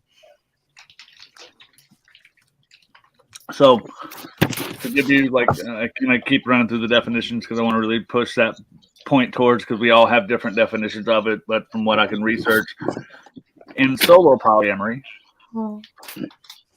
individuals can have multiple romantic relationships at the same time, but they don't form a primary relationship. They don't live together. They don't need to share finances, and they don't make any kind of long-term commitment. This type is all about being independent, free to love who you want, and free to be who they want to be. I don't like the not making commitments part. That Yeah, bothers me. that I'm real vibant with that definition. I don't like that. That feels icky. I love the not making commitments part. That's my favorite part. So, truthfully, although I have this closer to the monogamy side of the spectrum, it is more likely closer to the relationship anarchy side. So, a little out of turn there. Next, we're going to talk about hierarchy. So, we talked about a minute ago what a hierarchy is. We're not trying to say the word again. I can handle one word. So, that becomes where you have a primary, a secondary. What's the word for third? I know it's third, Tertiary. but yeah, douchiary. Douchiary. all the words and things, they're all so many words nowadays. Words. This is hard, mister. Words are the best. So, So hard, but they're so important. yep. But see, this is the primary. This is the one partner has, in a not so nice way of saying it, this first partner, the primary, is more important than the other partners. That's not the nice way to say it, but that's like the most straightforward to understand. They have a favorite. Yeah, you have a favorite. There you go. Like children. See? Uh-huh. Might not tell them. Yeah, you just don't tell them. There you go. Or you do what I do, and my youngest is my favorite youngest child, and my oldest is my favorite oldest child. But which was your favorite child? I do that with my nephews and stuff too. Like my brother's kids, his youngest is my favorite orange-haired nephew, and his oldest is my favorite oldest nephew. That's great. I do that with the goat. She's my favorite goat named Lily at this house. Oh my god, you have goats? I have a goat. Baby goat. Oh my Yeah, god, baby goats. Dude, my fucking neighbors behind me have baby goats. I saw them for the first time the other day because his pig got out. There's a pig, goats, probably a cow over there somewhere. The cow's been in her yard. I'm surprised I live right next door to a pasture and there's no longhorns in my fucking front porch when I wake up in the morning. Don't worry, you will one day. I I hope used to live on a so. dairy farm. I'd wake up at like 6 in the morning to get on the bus, and there's like 12 cows in my front yard. I'm like, okay. I hope so, because oh my god. I'll never forget the day there was a baby calf in my yard. I was like, oh my god, you're with me! Yes, it was so cute. That's me anytime I get to pet a horse. I don't know. I can't. You know what? I guess I'll say it. That's me with possums. I love Yeah. possums. Baby possums are cute. You know The why I like baby adults, not so possums? much. They got big ass ears like I got, and they're adorable. Adult possums are still cute, and I will fight you about it. Oh, absolutely, they are. All right, that was a hell of a side rail there. That's Yeah, back I on my know. list. Of I'm things to do sorry. this I'm year. so sorry. So you guys put all your manifesting power into the universe. I'm gonna have a possum before the end of the year again. It didn't work out last year. I'm trying to get us back on Again? track. I did feed a coyote already this year. Okay, what's the next relationship style we have up on the spectrum? Well, There. we're still on the words. Hierarchical. Yes. I mean, it's everybody because has to have nice because the hair. word hair is in it, so like it's It's not not. hair. we spell it different, but we say it the same. No. No. It's higher. Okay, Like right now, I am higher than you. All right, so That sounds like a challenge. so this down. term doesn't mean that the secondary partner is any less loved or valued. So like when I say that somebody's more important than the other, that's not what that means. Love is love, and it's each individual when it comes to polyamory. Your love for one can't diminish love for another. It's like it's as far as being non-monogamous is kind of an impossibility. But it's rather that the primary partner is considered to be the most significant in terms of emotional and practical support. So your primary is the one you lean on more than you do the other. And I feel like in a lot of ways, when it comes to polyamorous relationships, there's still a bit of a hierarchy. Sorry, I had to sound that out in my head. Sesame Street came on the screen for a second. It's beautiful. But just based on experience, I may want to be an egalitarian person, but if I've been with somebody for 5 years and I've been with another partner for 3 months, I'm less likely to lean on that new person. Doesn't mean they're less important and I wouldn't lean on them. But as far as if I need someone to talk to and walk me through this because we've got experience in life together, or they know me better than the other person and can help guide me in the right way, I'm still going to lean towards that partner with the most years. What if the other partner had just as much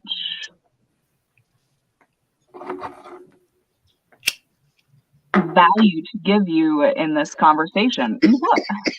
Life experience. There we go. Right. And you're right. And that's one of those exceptions too.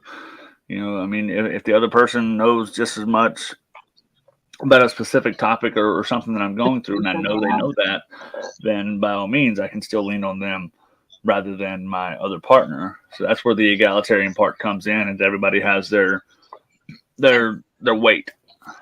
I think it's kind of like the partner who is technically secondary. There may be exceptions to the rule where, like, they're an expert in a certain subject and the person that, like, say you live with doesn't know about that subject. You would be more likely to lean on them in that specific situation. But as a general rule for the everyday in and outs, you would lean more on the primary partner.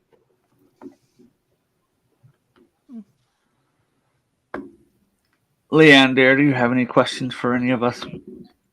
No, not questions. And the only time that the word hierarchy kind of comes to mind for me isn't personal experience, but like in the leather community where there's a primary and then secondaries, they're much more hierarchical community or life within their homes. There's always a primary, at least my experience. And it could kind of work with relationships that are strictly kink dynamics too. Like you could have one person that is more of a romantic relationship, but like the dom could have other submissives, but they're technically secondary because it's just a dom sub dynamic and that's all the interaction is, whereas the other one is more of a relationship in other aspects. Mm-hmm.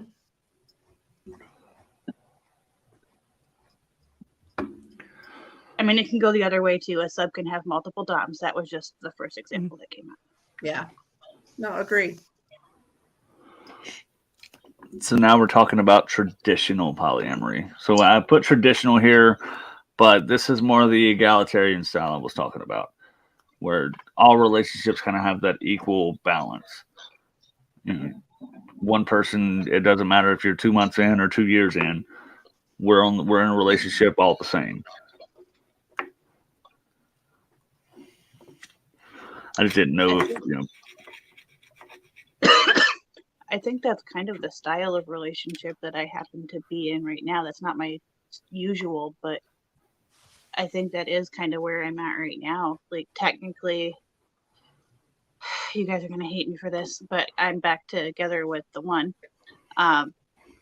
Your choice, your life. Later.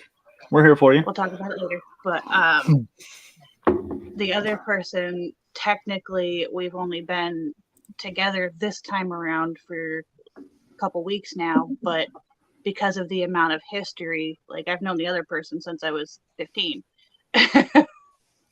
And they still both know me just as well.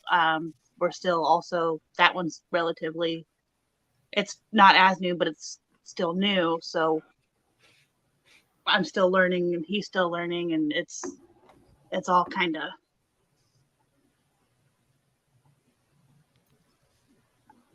I was going somewhere good with that. Fuck. It's an even kill. So like, I mean, although, Yes. you know, yeah, it's like everybody's kind of on the same playing field for you. Yes. Okay.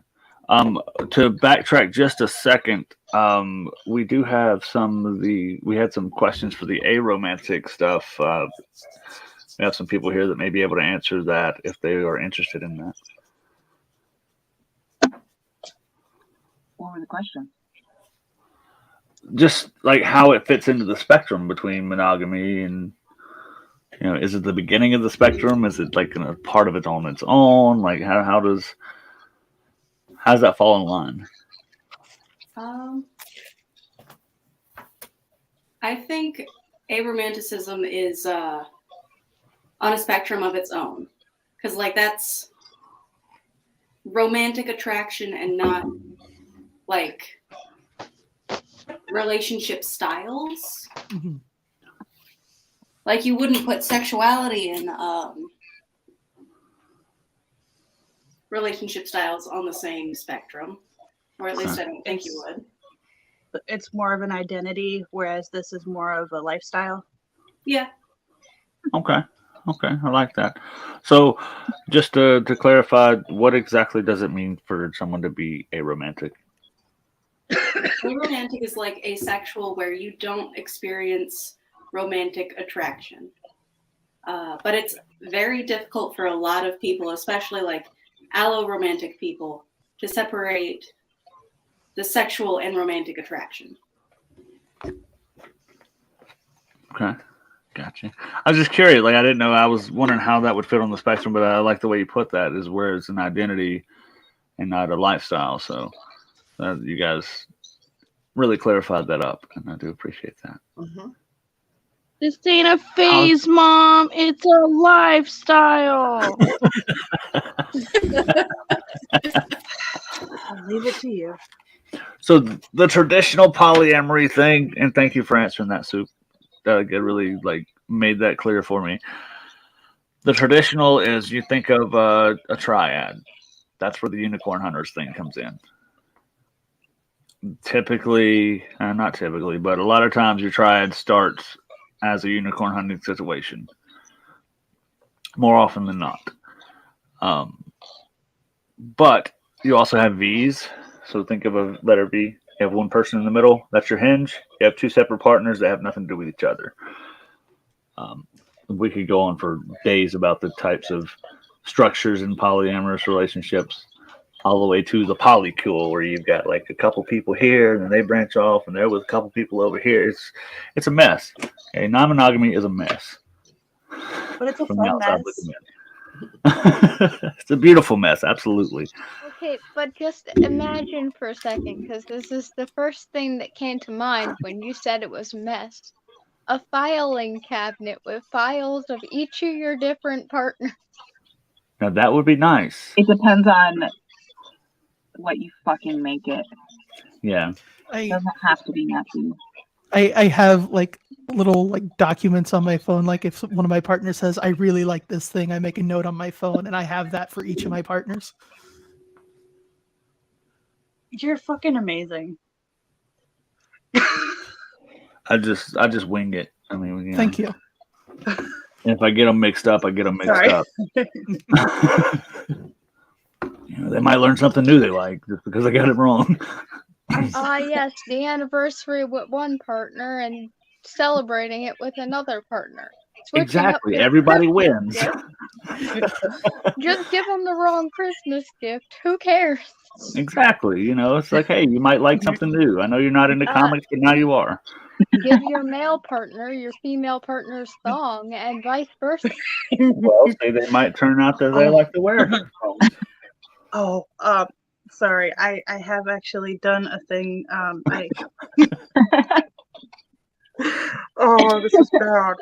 I was dating two people, and one of them was very, very vanilla, and the other one was my dom.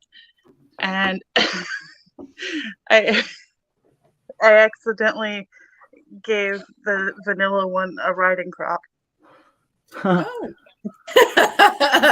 Now, question: did they like it? Oh, hell no. Okay. Well, see, now you've helped them confirm that they're not into something, so you still did the right thing. Like, I thought you had a horse. I'm sorry.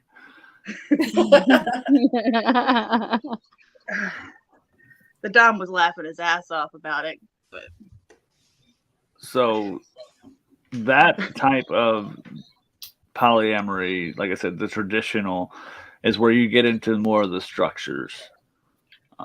Now, in the other ones, you can still have structure, but for the most part, like that's what you think of when you know your quads. These 4 people that it's 2 V's put together. Let's put it that way, if that makes sense.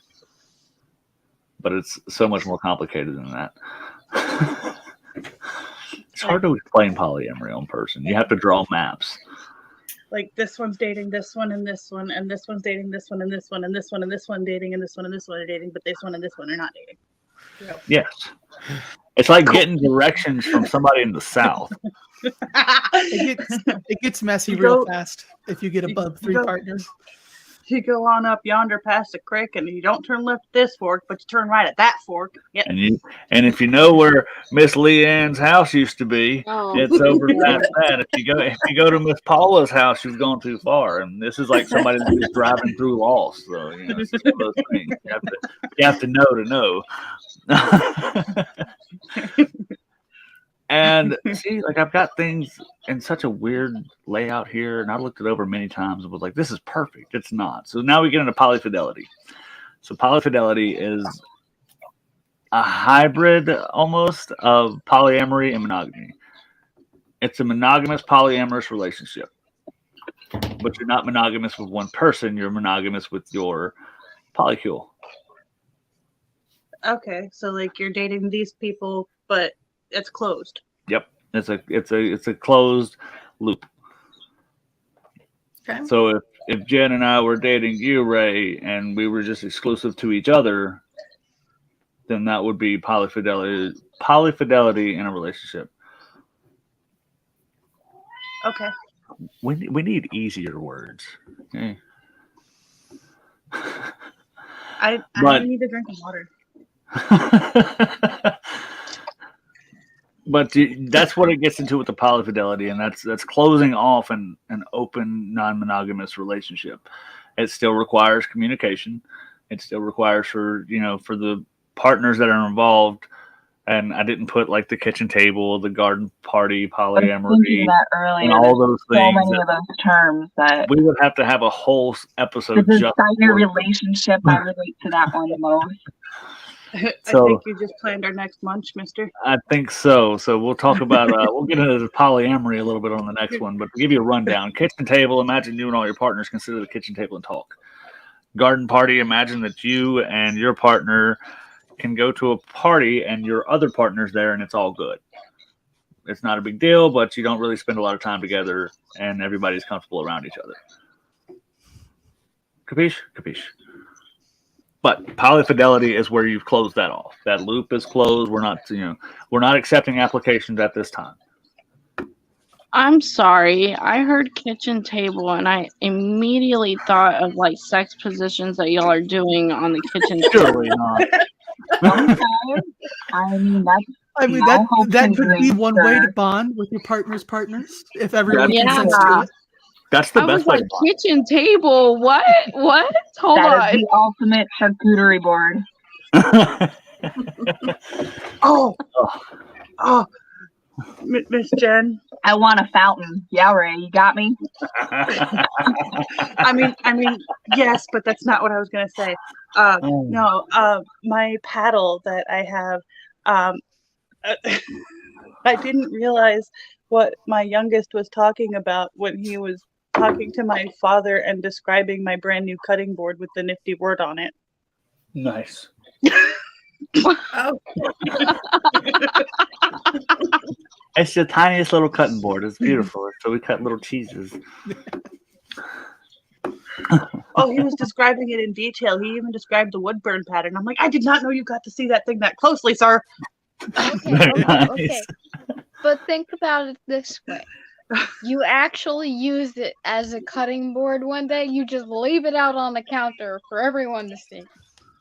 I am not using that as a cutting board. That has been places I do not want food to be eaten out of by just anyone. Well, you clean it first. Like a obviously. new one though. Wood porous as it. I don't care. I don't care how well I would clean that. I would not feed my children cheese off of something that has been those places. What would you feed your partner? Thursday taught us. If they consented to it, yes. There you go. So you still use this cut board. I'm not a partner, but I will eat off of your non-cutting board cutting board. Jesus, when did I start? So we're getting into the last two here. Thank you. I'm not gonna lie. I totally I dropped the ball on this whole spectrum. Like it's all out of order. But it's one of the things that we always do. Nothing is in order. Nothing has a straight line with any of us. Swinging. I'm not sure how much experience anyone has in the world of swinging. I've done it a couple times. Not with Jen, but before we got together. But Dream. I have experience swinging a bat. Does that count? Different type of swinging.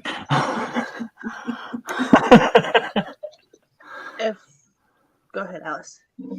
So I don't have experience being the one who was swinging, but I had a partner who would take one of their other partners and they would go swing. If I can talk or answer any of your questions from that perspective. Absolutely, words and such. We got this. I have also not been in a swinging relationship, but I've observed a lot of them. I lived with my mom and her fourth husband when they were swingers. Interesting. So swinging is. Oh, go ahead. I was just gonna say my best friend's a swinger, so there's that. So I'm sure you know a little bit about it. Yeah, he tells me all the time. And as we talked about, it seems like a lot of these relationship types have spectrums within themselves. Mm-hmm. Swinging even has a spectrum within itself. You can do soft swaps, you can do full swaps. There once again you can lay out boundaries. But what? Is it like that TV show where people just swap wives for a little bit? But sex, yes. But for sex, yeah. There you go. Yeah. It's like the HBO version of Life Swap. No, it's the Skinamax version. The Skinamax version. You don't know what's happening when those cameras aren't on. Oh, I know, right? I think that should be I wonder. Now I wonder, have they ever done that? But right. I think they should have an episode like that where they send a polyamorous wife to a monogamous house and a monogamous wife to a polyamorous house. Wouldn't that be fun? Oh, shit. That would be the best reality. That'd be fun to watch, though. Fuck yeah. So a lot of times, and the reason I said I got this in the wrong part of the spectrum is it's usually a monogamous couple that only does swinging for sexual purposes. This is why I wanted to put it in the whole category of monogamous. Because it's technically, most of the time, without muddling it into polyamory, which a lot of swingers, sorry guys that watch this, or people that watch this that are swingers, a lot of times you fall into that polyamorous category because you have only a one set couple that you play with all the time. You spend time together. You're essentially building a relationship on top of the sexuality. So welcome to the polyamorous community. But they call it lifestyle clubs. And most people, if you ask them, are you in the lifestyle? They're not thinking of kink. They're not thinking of polyamorous or non-monogamous relationships. If they are swingers, that's generally what they hear when they hear lifestyle. Yep. Mm-hmm. And they also have a symbol too. It's an upside down pineapple. Yep, that's one of the most predominant symbols. Mhm. You could be a swing set, but you know. Really common are like button-down shirts that have pineapples on them. Yeah. Mhm. Mm-hmm. Swinging is like a game of musical beds. Yes. So does that mean someone gets kicked out when the music stops? Yeah, I guess so. Yeah. Depends on the rules. Right. I mean, technically, yeah, because you do eventually go back to your person that you're with, and Right. so yeah. With my All own right, music's personal done, go home. experience, we were fortunate enough, the partner I had at the time, we were fortunate enough that where one of my friends and his partner were curious about it, we were curious about it, and we were like, hey, why don't we figure this out at the same time together? And so we did. I mean, it was fun. It was a good time. And, it showed me more that I was aligned with the path of non-monogamy. And it was also that closer to polyamory than it was swinging, because we would go hang out and watch TV on Sundays, and then on Tuesdays we'd go, have our fun, and then we'd work together and all this other stuff. So it was over that line, but that's the closest experience I have to it personally. It takes a lot of security in who you are. It really does. Don't most forms of polyamory though? Absolutely. And Or none of these non-monogamous. non-monogamous lifestyles will fix any issues you have in your relationships. Let me put that out there too. Don't open your relationship because you thought your partner was cheating on you, and it turns out they were, and you're like, well, let's try to do this to appease the relationship. That's not going to save it. Now, if your partner's cheating on you, just split up. It's going to be easier. Yeah, and then go be non-monogamous with your next partner if you're down for it. Yeah. Wait, whoa. Counterpoint, though. Counterpoint. Getting into a polyamorous relationship and having that emotional support that one partner can't take up on their own. Yeah. When we get to talking about relationship anarchy, I'm actually going to be talking about that too. Because I've been through some shit recently, and I talked to all three of my partners about it as it was happening and as I was processing it. I see that. Having a wider support network than just one person helped, because all of my partners are available at different times during the day and have different levels of experience with the shit I was going through. Very nice. And that's super, super important too. Swinging is one of those things though, it's you are correct. It can fall into that monogamish category of a husband and wife every year for their anniversary, go to a lifestyle club, they go have a good night, and that's it. So I mean it's yeah. So the spectrum is more of a circle that overlaps each other, and Into circle. like a Venn diagram. I It have just a makes almost a question. circle. I have an answer. Somebody has an answer. Bachelor parties. That's Fuck that's that usually a don't ask, don't tell. Yeah. More than likely, that situation for most couples is either a don't ask, don't tell, or a monogamish. Yep. The monogamish is that hall pass type of thing we talked about earlier before you guys got here. So if hey, I know we're about to get married and we're going to be with each other forever. So if you fuck the stripper at your party, have at it. Don't bring anything home to me. Yep. I mean, it's the same thing for bachelorette parties, because not all bachelorette parties are tea parties and fucking talking about, gossiping about each other and shit. Well, yeah. You know what's funny is, from what I've seen, most bachelorette parties are far more wild than bachelor parties. Yeah. Mine was a Bachelor whole parties are let's go get drunk and pass out at the hotel. Maybe a Listen, stripper comes. I must be living under a rock. All the bachelorette parties I've gone to have been fucking making decorations for the wedding. You mean you don't have 5 different types of emergency services strippers? Right. Man. I need someone. I need someone more fun to get married. Come on. I won't get married, but I'll just throw a bachelorette party just because. Fuck yeah, let's do Fuck it. that.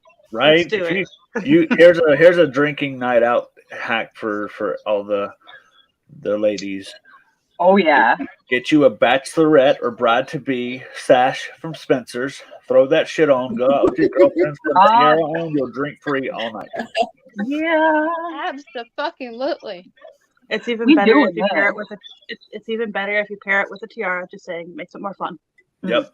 Put your little crown on, your sash on. Get your girlfriends to go out. You're getting married tomorrow. So You're bound to I either get drunk or laid or both. So I am actually engaged. I'll make sure to throw a party and invite all of you before the wedding happens. absolutely. Yes. Okay, I gotta say this because now that's like the third time I'm getting a serious heart on for you. Heart on. Heart on. Hard on. Either Oh, way. I thought she said hard on. I was like, whoa. So did I. I see. So before Either we way. get to the wildest end of the spectrum, and it's not even really the wildest end, it's like the most The it's freest the end. least complicated end of the spectrum, truthfully. Leanne, like with your coaching and stuff like that, now do you specifically do it for people that are in like the kink lifestyle? Is it general relationships? Is it just people in success? Like, what is your forte? It's all across the board. I have coached people who are interested in learning about swinging.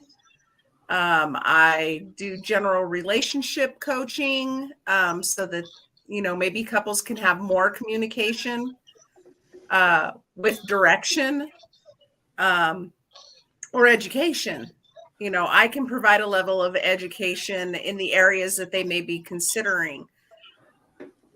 Also do, general health and wellness and life and career and money coaching, you name it. Very nice. Good. That's good. It's great.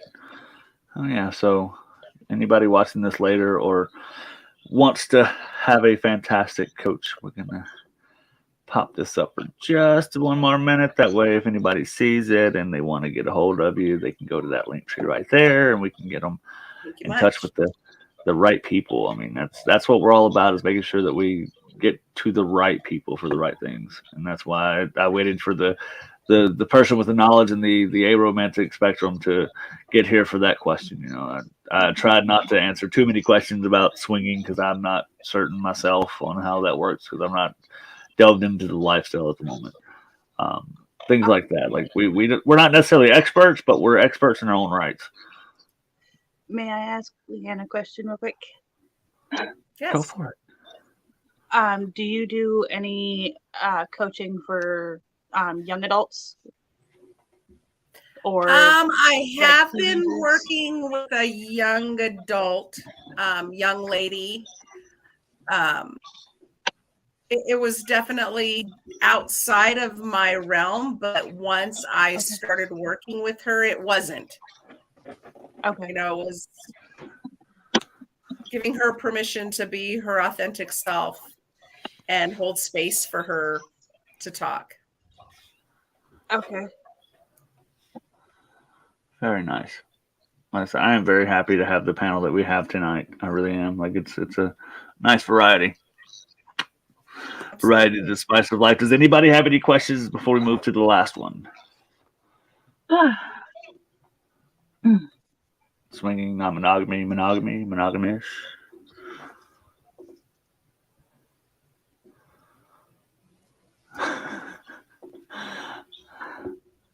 I like that. I'm gonna make them hammer down right now. All right, so I think I have two on the panel tonight that are relationship anarchists. Now, before anybody thinks it's like some crazy shit, it's not. It's pretty simple. Would one of you like to give the explanation to? I feel like we should start with the definition that you have in case either one of us wants to argue with it. Oh yeah, I love when you guys argue with stuff. Let me find it. Here we go. is a philosophy that emphasizes the autonomy of individuals and advocates for the dismantling of traditional relationship hierarchies. So, there was a lot of big words in there. Can someone dumb it down, please? No hierarchy. Because anarchy, but no hierarchy, and just you don't have to abide by a predefined role in any of your relationships. Nice. Kind of pretty much how I would define it. No hierarchies, and my individual relationships aren't informed by other relationships or other expectations. So like with my partners, I have 3 very different relationships with each of my partners. I've got like a platonic, romantic, and sexual partner or relationship with my fiance, and I have a romantic and sexual but a platonic relationship with my partner, and then romantic and platonic but not sexual with my boyfriend. And like those are all different styles of relationship. But because I have that freedom to have those relationships without them being defined by my expectations to other relationships, I can kind of go into it and be like, hey, yes, I do have this sexual relationship with 2 other people, but that doesn't mean that there's an expectation on you for the boyfriend, as an example. Mm-hmm. Okay. And to the point of no hierarchies, like I mentioned earlier, I don't really prioritize any of them. It's like if I go, all right, you're a partner now, you're just as important to me as the partner I live with or the partner I've been with for a couple years. So there's not really a prioritization. You mentioned earlier when you were talking about hierarchies, having like the finances and the car situation.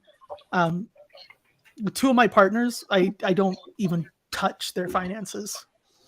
Right? They're completely independent of me. I'm independent of them. And the partner that I live with, like we have our own cars, we have our own schedules. There's no economic requirement or like economic partnership there aside from, hey, I'll pay my bills, you pay yours. Very nice. Very nice. How about the other panelists? How about your personal experience and definition?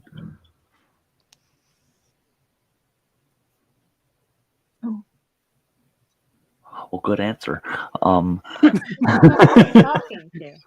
The other panelist that is a relationship anarchist. I don't like pointing people out, so if they want to answer, they can. No, not me. Dream. What about me? Would you consider yourself a relationship anarchist? No, probably not. Okay. Wait. Was this about me the entire time? Quite possibly. I thought you were talking about you or Jen or something. Nope. Well, there we go. Communication at its finest, folks. All right, so Alice, how does the logistics of that work? So if there's no prioritization, is it like first come, first serve? So if somebody wants to do something on Thursday and you say, yeah, let's do that, but your other partner wants to do something on Thursday, do you say, oh, I'm sorry, I've already got plans? And what if that other partner has something even cooler that you want to do? Like, how does that work? So it's kind of affected by me being autistic, but I schedule out everything rigorously. Like I have a date night with the boyfriend, a date night with the fiance. I have a date morning with the partner. And then because the partner and fiance and I are in a triad separate from our other relationships, we have a date afternoon. So like on Wednesdays, I'm hanging out with the boyfriend during the evening after I get off work. On Thursdays, I'm hanging out with the fiance after work. Saturday mornings, I spend time with the partner, and then Sunday afternoons, I have a 3-way date with me, the partner, and my fiance. Very nice.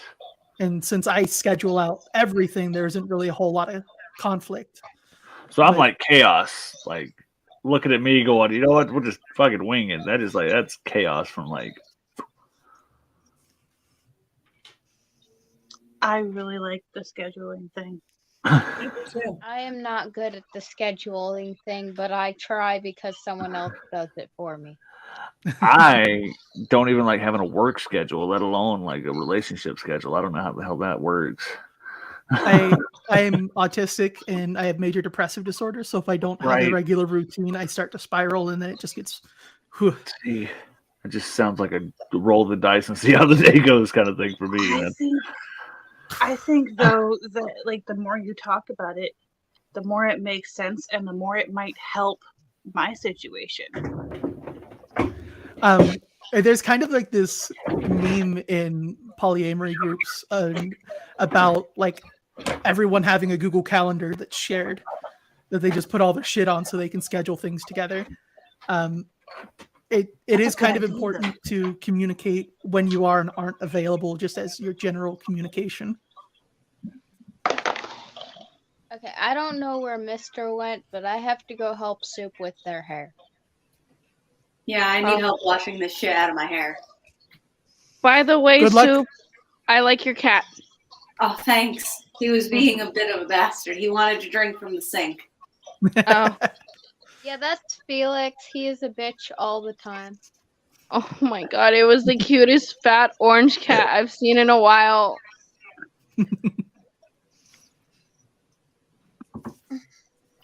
Go help. All right. Mister just All right. ran away to the bathroom really quick. We've both been drinking coffee.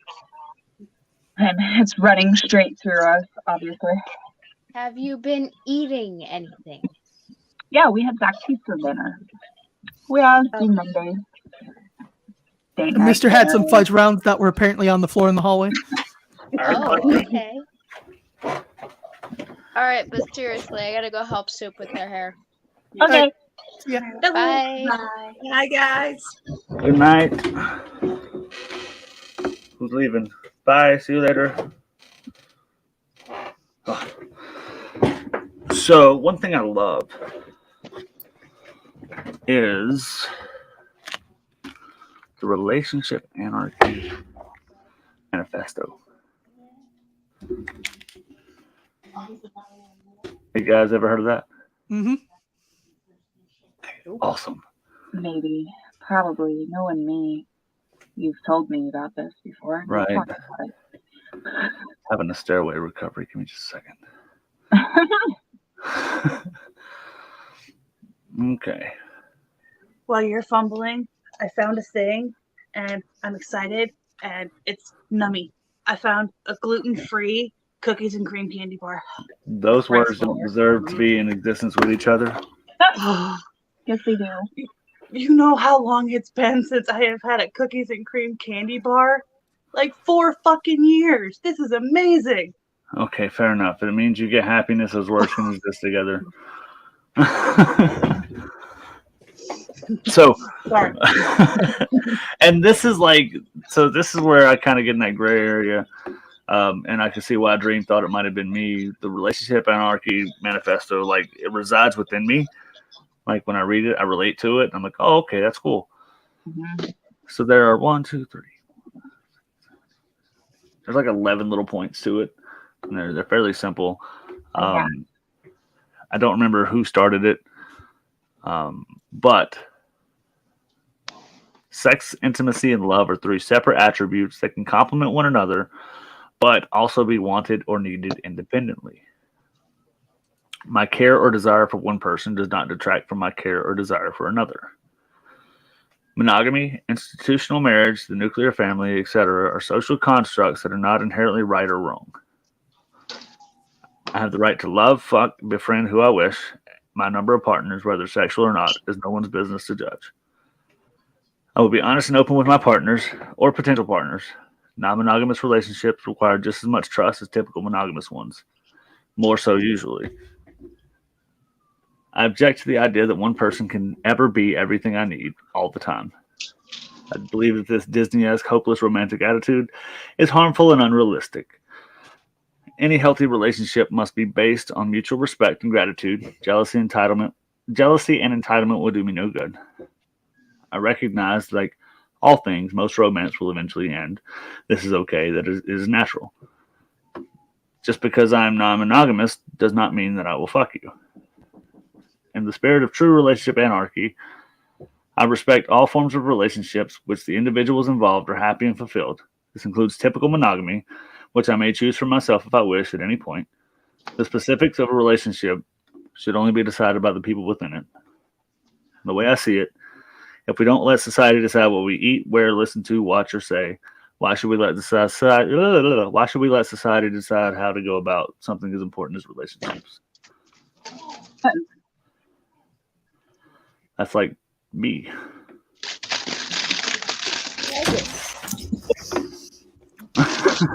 So I actually have a different manifesto. It's called the Short Instructional Manifesto for Relationship Anarchy, which is what I thought you were talking about. Your team. Well, let's hear it.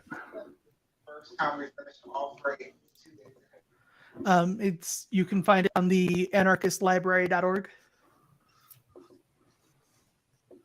All right, hold on just a second.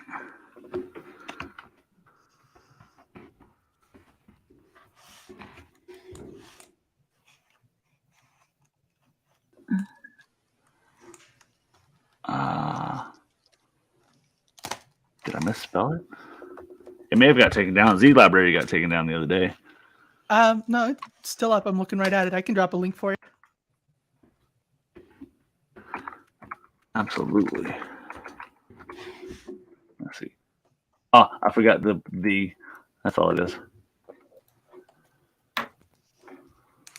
So. And is there like a specific name for it? Because these have like tons. I dropped a link in our chat straight to it. Ah, gotcha. Sweet. Oh yeah, see that's the one I pulled up a minute ago, but I was like, no, that's not the one I've seen before. That's the one I thought you were talking about. Oh, okay. I like that. The titles really run it down pretty good. Love is abundant and every relationship is unique. Love is respect. Love and respect instead of entitlement. Find your core set of relationship values. Heterosexism is rampant and out there, and don't let fear lead you. Build for the lovely unexpected. I like that one. Fake it till you make it. Trust is better. Change through communication. And customize your commitments. Those headers are really like, that's when I know something's well written. Like I can just read the headlines or just read like the chapter titles or something. And I'm like, oh, okay, I understand exactly what this means. But I do like that build for the lovely unexpected one. That one really. A fine example of that is finding a boyfriend through a shitposting page on Facebook. Right. You know, expect the unexpected.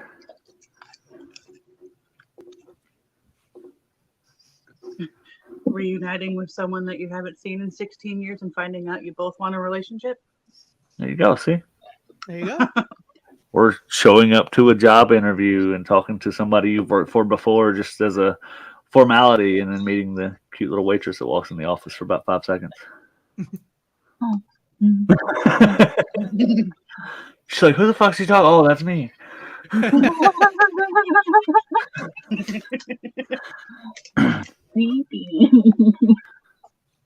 Oh, man. So, Leanne, you said that you and your sir went to school together? Yeah, I went to middle school and high school together. That's wild. Like, Different went crowd. apart and came back. Different crowds for sure. I hung with the wild kids. He hung with the band geeks. We're good. That's the crazy thing. And like I learned like my junior and senior year of high school that the wild kids and the band geeks, they overlapped when they were in secret. Yeah. And don't forget the theater nerds. The theater nerds, they were always wild. Oh yeah. Those were my favorites. Oh, but alas, normally we tend to fuck off and talk for hours and hours more. Jen has to go to work in the morning. So Me too. be adults and do adulty things. And I think so next week, we down for like a dive into polyamory a little bit. A little deeper. little all the deeper, terms. get into our garden parties and our kitchen tables and the radar check-ins, all these Oh other. yeah, that's such a good idea. We should do a shout out on that little. Oh, I'm gonna tag the fuck out of multi-amory all week, and maybe they'll show up. I'll even tag them with the link. I don't care. Like, that's cool. So that's They one of coined a lot of the terms that we relate to and use. Dan Savage. I finally remembered it.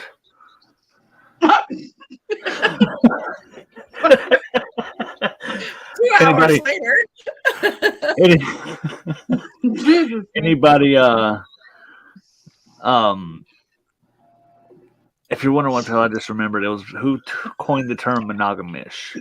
It was Dan Savage. Fantastic podcast. He talks about a lot of things, non-monogamy and just sexual health and relationship health. So I recommend giving him a listen anytime you can if you want to learn more about stuff.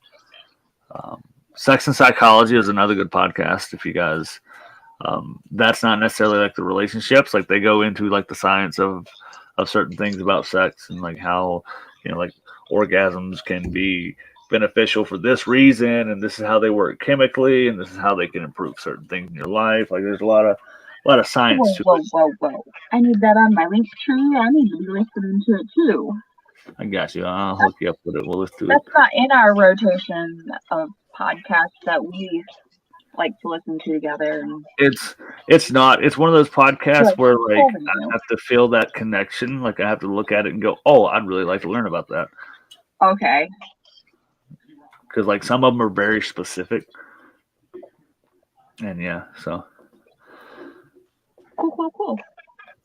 I think since you spent the entire Munch with him living in your brain rent free, you should tag Dan Savage all week. See if you can get him to come. oh, that too. Yeah, so multi-amory, Dan Savage, Monday Munch, they'll be here.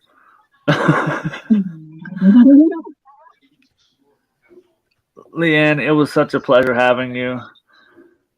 Thank you Oh, guys thank for you. welcoming me and providing me information so I can continue to grow and learn and be an active member of the community. Absolutely, and we'll always reach out and see if you want to join us and jump in and all those things. So That sounds great. awesome. Well, all right. So I'll let you guys. I'm gonna go ahead and end the broadcast. When it ends, we'll still be here hanging out for a second. I'll let you guys finish your conversation in the private chat, Next Monday. and we will see you next Monday at 9, like And we'll always. be talking more about polyamory. Love you guys. Thank you.